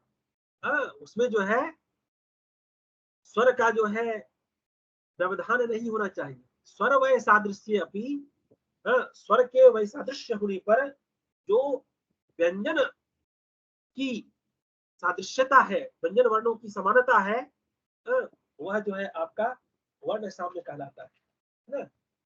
और फिर यहाँ पर भी वही है, इन्होंने जो है एक उदाहरण दिया, एक उदाहरण से स्पष्ट कर लीजिए। उदाहरण में बताता हूँ आपको। वर्ण साम्य सिंह रावत, तो ये आप अभंग श्लेष बता रहे थे? नहीं, पहला जो था वो श्लेष का उदाहरण था, सॉरी ये पहला वक्रोक्ति का उदाहरण था।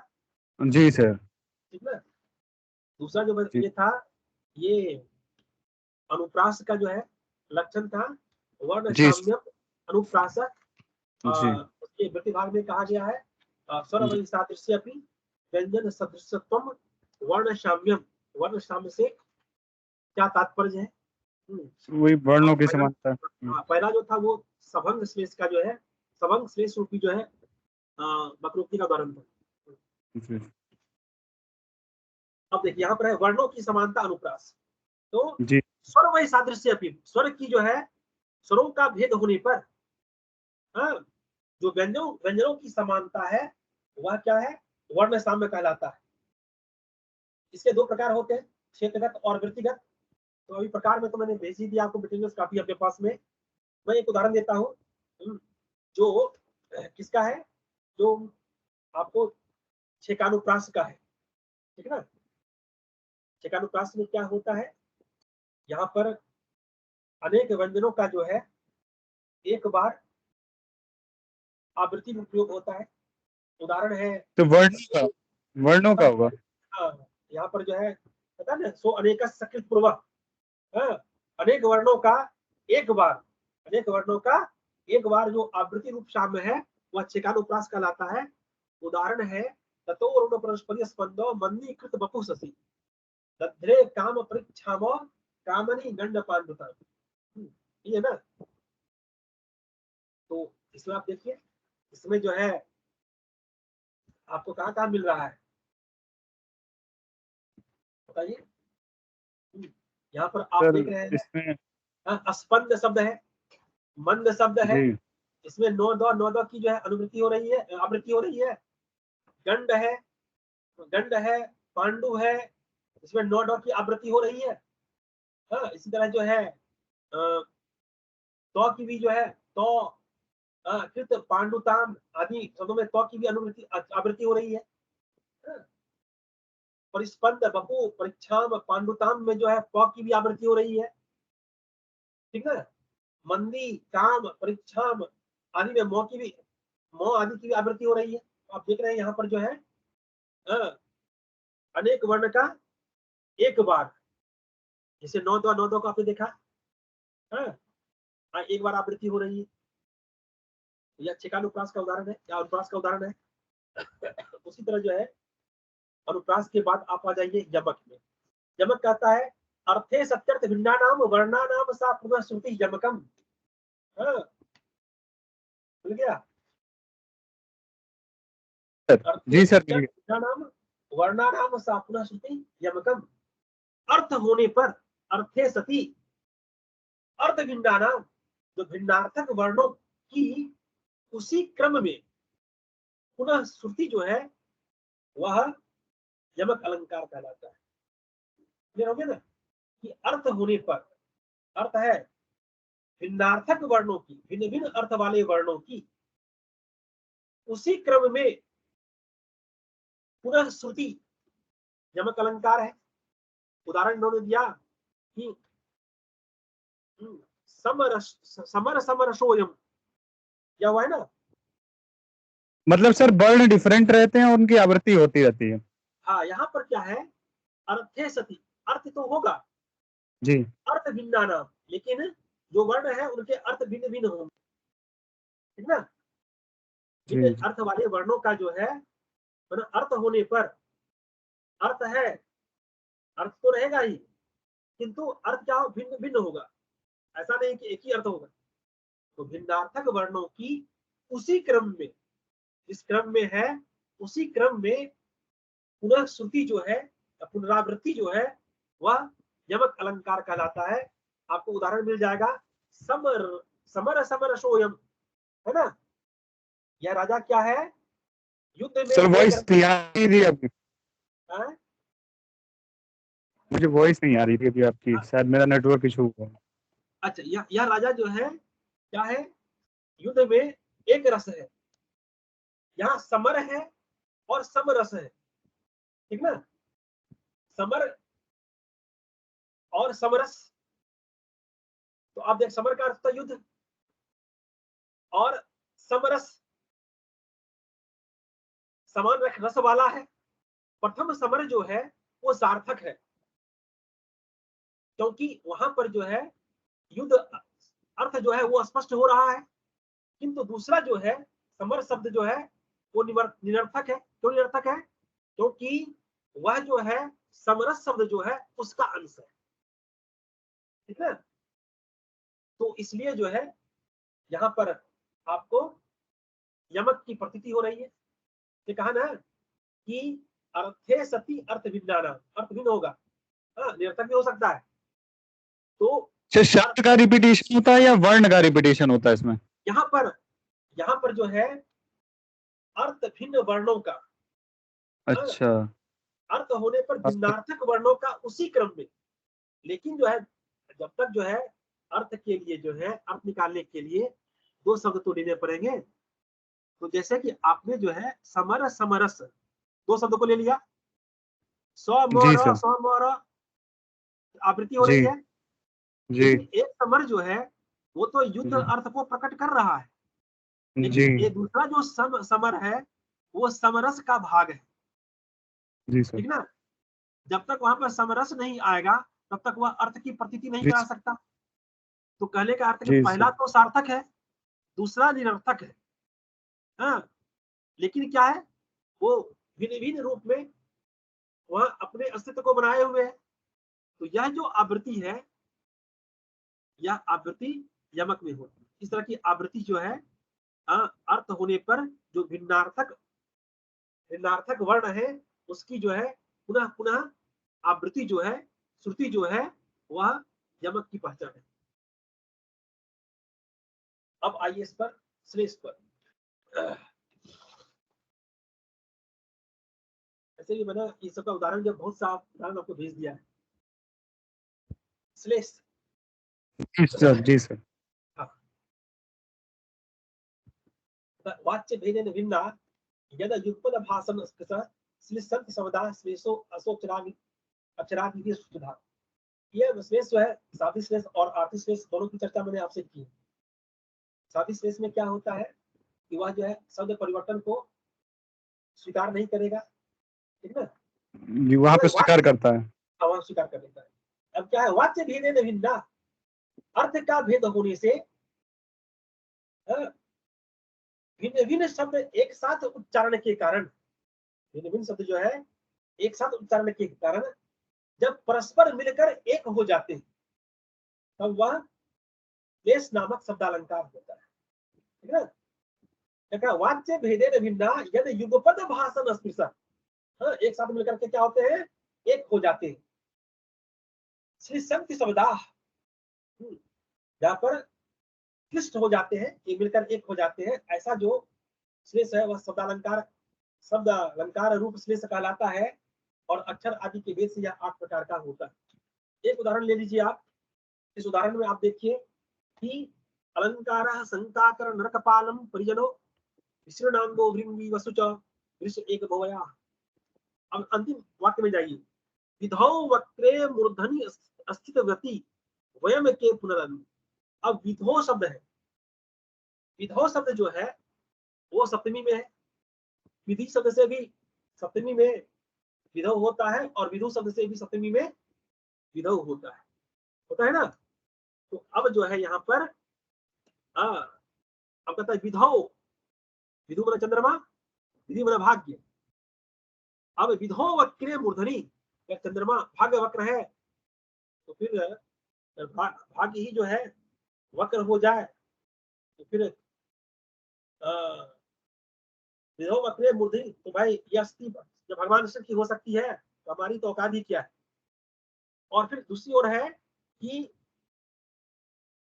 जो विधु जो है, विधु के वक्र होने पर चंद्रमा, यहाँ चंद्रमा जो है मस्तक पर स्थित होने पर, तो ये जो 2 अर्थ आपको दिख रहे हैं ये किसके कारण से है, विधो के कारण से।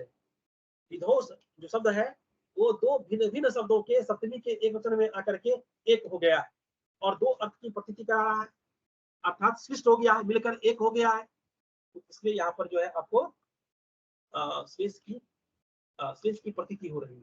दूसरा उदाहरण भी आपको मैंने मतलब सर 2 शब्द एक अर्थ की प्रतीति कराते हैं। नहीं, यहाँ पर 2 शब्द जो है, यहाँ पर आपको एक ही शब्द दिखाई पड़ रहा है विधौ जी, उसके विभिन्न अर्थ। हाँ, लेकिन इस एक शब्द में 2 भिन्न भिन्न शब्द जो है जुड़े हुए हैं। जी सर जी। हाँ, और 2 भिन्न भिन्न अर्थ को प्रकट कर रहे हैं। एक जगह विधु का अर्थ जो है चंद्रमा है और दूसरा जो विधि का अर्थ भाग्य है, लेकिन दोनों का सप्तमी के एक वचन में विधौ ही होता है।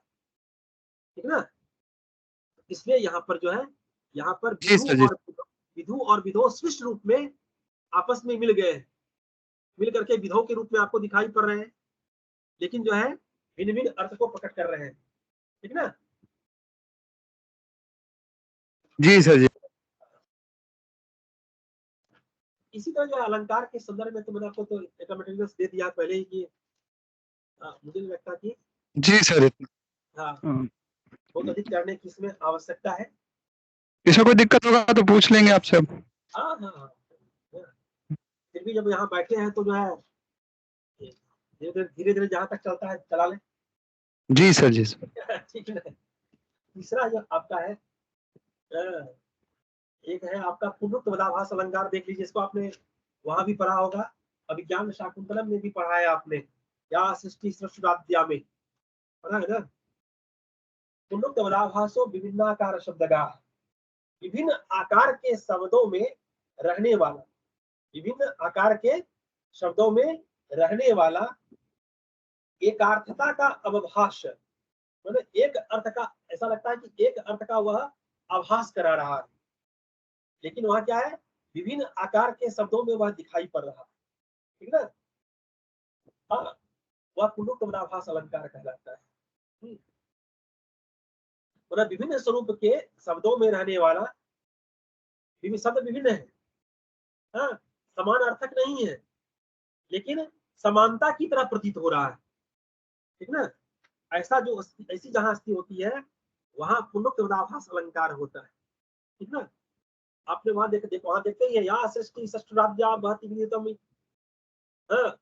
अभिर्याचहोत्री, वहां लगता है कि भाई एक ही बात को एक ही शब्द से कहा जा रहा है, लेकिन बात क्या है, वहां पर समानता नहीं है, भिन्न भिन्न शब्दों का प्रयोग किया गया है, लेकिन समानता के रूप में वहां प्रदर्शित हो रहा है, दिखाई पड़ रहा है।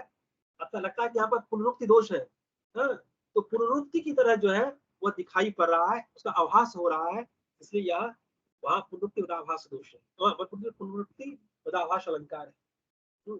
सर वो प्रतीत होता है लेकिन होता नहीं है। होता नहीं है ना, अलग है ना। जी लेकिन जी यहाँ सृष्टि सृष्टु राज्य, सृष्टि सृष्टु वहति विधि होता, वहति अलग है, विधि होता अलग है। या हवि या चहोत्री, हवि आहुति अलग अलग है, फिर भी लगता क्या है, लगता कि वही एक ही जो है, लगता कि यहाँ पर जी इसी बात को बार बार रिपीट किया जा रहा है, ठीक ना। फिर उपमा आदि के बारे में तो आपको मालूम ही है, साधारण में उपमा भेदे, इसके बारे में जो अब हम लोग अर्थालंकार में जा रहे हैं, यहाँ भी आप ये कर लीजिएगा। मैंने आपको जो है कई अलंकार भेज ही दिए हैं, इसमें उपमा भी है, उपमा का भेद ठीक से पढ़ लीजिएगा, अब उसी से देख लीजिएगा। पूर्णोपमा के जी भेद को सर। ठीक से पढ़ लीजिएगा, उपमा जी में जी भी पूर्णोपमा के भेद को पढ़िएगा। उत्प्रेक्षा है, जी सर। उत्प्रेक्षा के जी बाद जो है अनन्वय है, फिर जो है अपनोति है, उत्प्रेक्षा है, और उसके बाद वहां पर जी विभावना है, विशेषोक्ति है। मैंने कल जी आपको अप्रस्तुत प्रशंसा के जो 5 भेद है उसको भेज दिया है, ठीक ना। जी सर। जी हाँ, जी तो सर। ये तो बहुत से अलंकार आपके पास में है। संकर और संसृष्टि भी आपने कई बार इसको पढ़ लिया है, तो हमें लगता जी है कि सर। अब जो है आपके पास पर्याप्त मटेरियल्स भी है, जी सर। और आप जो है एक बार कल ग्रंथ को उल्टाएंगे पलटाएंगे, आपको पूरी बातें समझ में आ जाएगी। जी सर। जी सर। ये है, और बताइए। बस। देखिए वहां पर जो है ये ध्यान में रखिएगा कि उपमा जो है जी जी उसमें पूर्णोपमा का भेद अवश्य पढ़ लीजिएगा, जी बड़े सर। प्रश्न भी आ सकता है। जी दूसरा आप जो है अप्रस्तुत प्रशंसा को भी ठीक से पढ़िएगा। जी सर।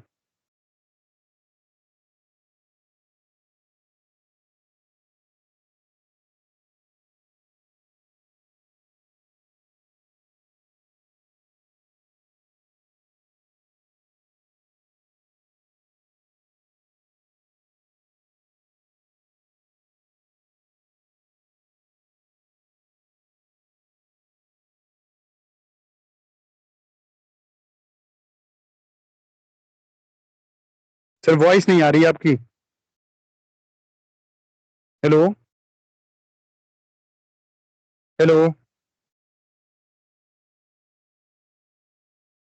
वॉइस नहीं आ रही सर आपकी। Hello hello. ठीक ना। तो मेरे कहने का अर्थ है कि अब तो लगभग जो है जी सर। प्रत्येक बेटी, हाँ अप्रस्तुत अपनी जो अर्थांतर न्यास को भी देख लीजिएगा। जी सर। अर्थांतर न्यास हो गया, काव्यलिंग अलंकार हो गया, उसके बाद जो है उत्प्रेक्षा को भी देखिएगा। ये जी सब सामान्य अलंग, विभावना है, विशेषोक्ति है, जी सर। संकर और संश्लिष्टि है, हाँ, जी ये सब अलंकारों पर जो है, क्योंकि इनका जी मटेरियल सब आपको पर्याप्त रूप से मिला हुआ है। जी सर। और बताइए जी निकिता, बताइए कुछ है प्रॉब्लम। दूसरा कौन है, आयुषी। सर हाँ निकिता सर बताइए। सर जैसे अलंकारों में 2-3 उदाहरण दे के समझाया हुआ है, अगर लॉन्ग क्वेश्चन आया तब तो दे सकते हैं 2-3 उदाहरण, अगर टिप्पणी में पूछा तो एक उदाहरण देंगे तो उससे हो काम चल जाएगा। हाँ हाँ, एक उदाहरण दीजिएगा, लेकिन मैंने जैसे लिखा है ना पैटर्न वही रखिएगा कि जो आपका अलंकार का जो है किस कोटि में अलंकार परिगणित है, जो मैंने लिखा है ना, सादृश्य मूलक है, संदेह मूलक है, विरोध मूलक है, जो मैंने आपको सर उसका जो है चार्ट ही बनवाया था आपसे, और मैंने जितना भी मैंने आपके पास मटेरियल्स भेजा है उसमें सभी सर्वत इस बातों की चर्चा मैंने किया है, ठीक ना। उसको अवश्य रखिएगा। यह भी रखिएगा कि यह जो है इसका उल्लेख कहाँ पर हुआ है, दशम उल्लास में हुआ है, और फिर जो है लक्षण को लिखने के बाद लक्षण का तो क्लियरिफाई कीजिएगा, स्पष्ट कीजिएगा, और एक उदाहरण लीजिएगा और उदाहरण के द्वारा जो है उसको पुनः स्पष्ट कीजिएगा। ऐसा नहीं कि जो है उदाहरण दे दिए तो आपका काम पूरा नहीं हुआ। उदाहरण जब तक जो है आप लक्षण पर घटित नहीं करते तब तक आपका आंसर पूरा नहीं होता। इसलिए अगर टिप्पणी के रूप में आपको कोई भी अलंकार आता है तो आपको जो है इन बातों का ध्यान रखना पड़ेगा। उसमें आपको जो है उसका जो क्या है, उसकी कोटि क्या है, अलंकार की कोटि क्या है, दूसरा कहाँ लिया, किस उल्लास से लिया गया है, तीसरा उसका लक्षण क्या है, लक्षण में जो बातें कही गई है उसको स्पष्ट करना है, एक उदाहरण देना है, उदाहरण को लक्षण पर घटित करना है। ठीक ना? ठीक है सर। आप एक ही उदाहरण से कीजिए लेकिन उसको स्पष्ट कर दीजिए। ठीक? जी सर। ये सब है, बहुत हो गई चर्चा। एक दिन में और कितना चाहिए? क्या नहीं? जी सर, जी सर, जी सर, जी चलिए, जी। कोई बच्चे जो है जो नहीं कर पाए, ज्वाइन नहीं कर पाए, उनको कहिएगा तो वो मुझसे कंसल्ट कर लें। आप लोग भी जिसको भी जो प्रॉब्लम होगा आप लोग कब एग्जाम कब इसका, जी का सर। प्रकाश को, का प्रकाश एग्जाम कब? सर 29 को। 29 को है ना? ठीक है, कभी भी जो है कहिएगा कि चर्चा कभी भी कर सकते हैं, ऐसा कुछ नहीं है। आज जो ज्वाइन नहीं कर पाए तो प्रॉब्लम, और क्योंकि ये जो है ना वो हिस्ट्री और पॉलिटिकल साइंस तो है नहीं जो कि बोल देंगे तो आपको समझ में आ जाएगा। उसके लिए क्या है ना, जो सम्मुख रख करके पढ़ा जाता है या पढ़ाया जाता है उसमें जो आनंद आता है अथवा जो समझने और समझाने की बात होती है वो अधिक स्पष्ट होती है। फिर भी क्या है कि इससे भी जो है ऑनलाइन माध्यम से भी हम लोग जो है ठीक ठाक से जुड़ जाते हैं। लेकिन जो कई छात्र लोग फोन जो कर रहे हैं, अभी पूजा का भी फोन आया हुआ था, तो कोई बात नहीं है, जो जुड़ नहीं सके वो बाद में चर्चा कर ले। ठीक ना? जी सर। चलिए ठीक है, अच्छे से एग्जाम दीजिए। जी सर, थैंक यू हाँ, सर। Thank you. और सब आपके पास, सब मटेरियल्स आपके पास में, ये मान के जी जाइएगा। ठीक है बेटा, हाँ, मैं लीव कर रहा हूँ। हाँ, thank you sir. Thank you. नमस्ते sir. Thank you sir. Thank you.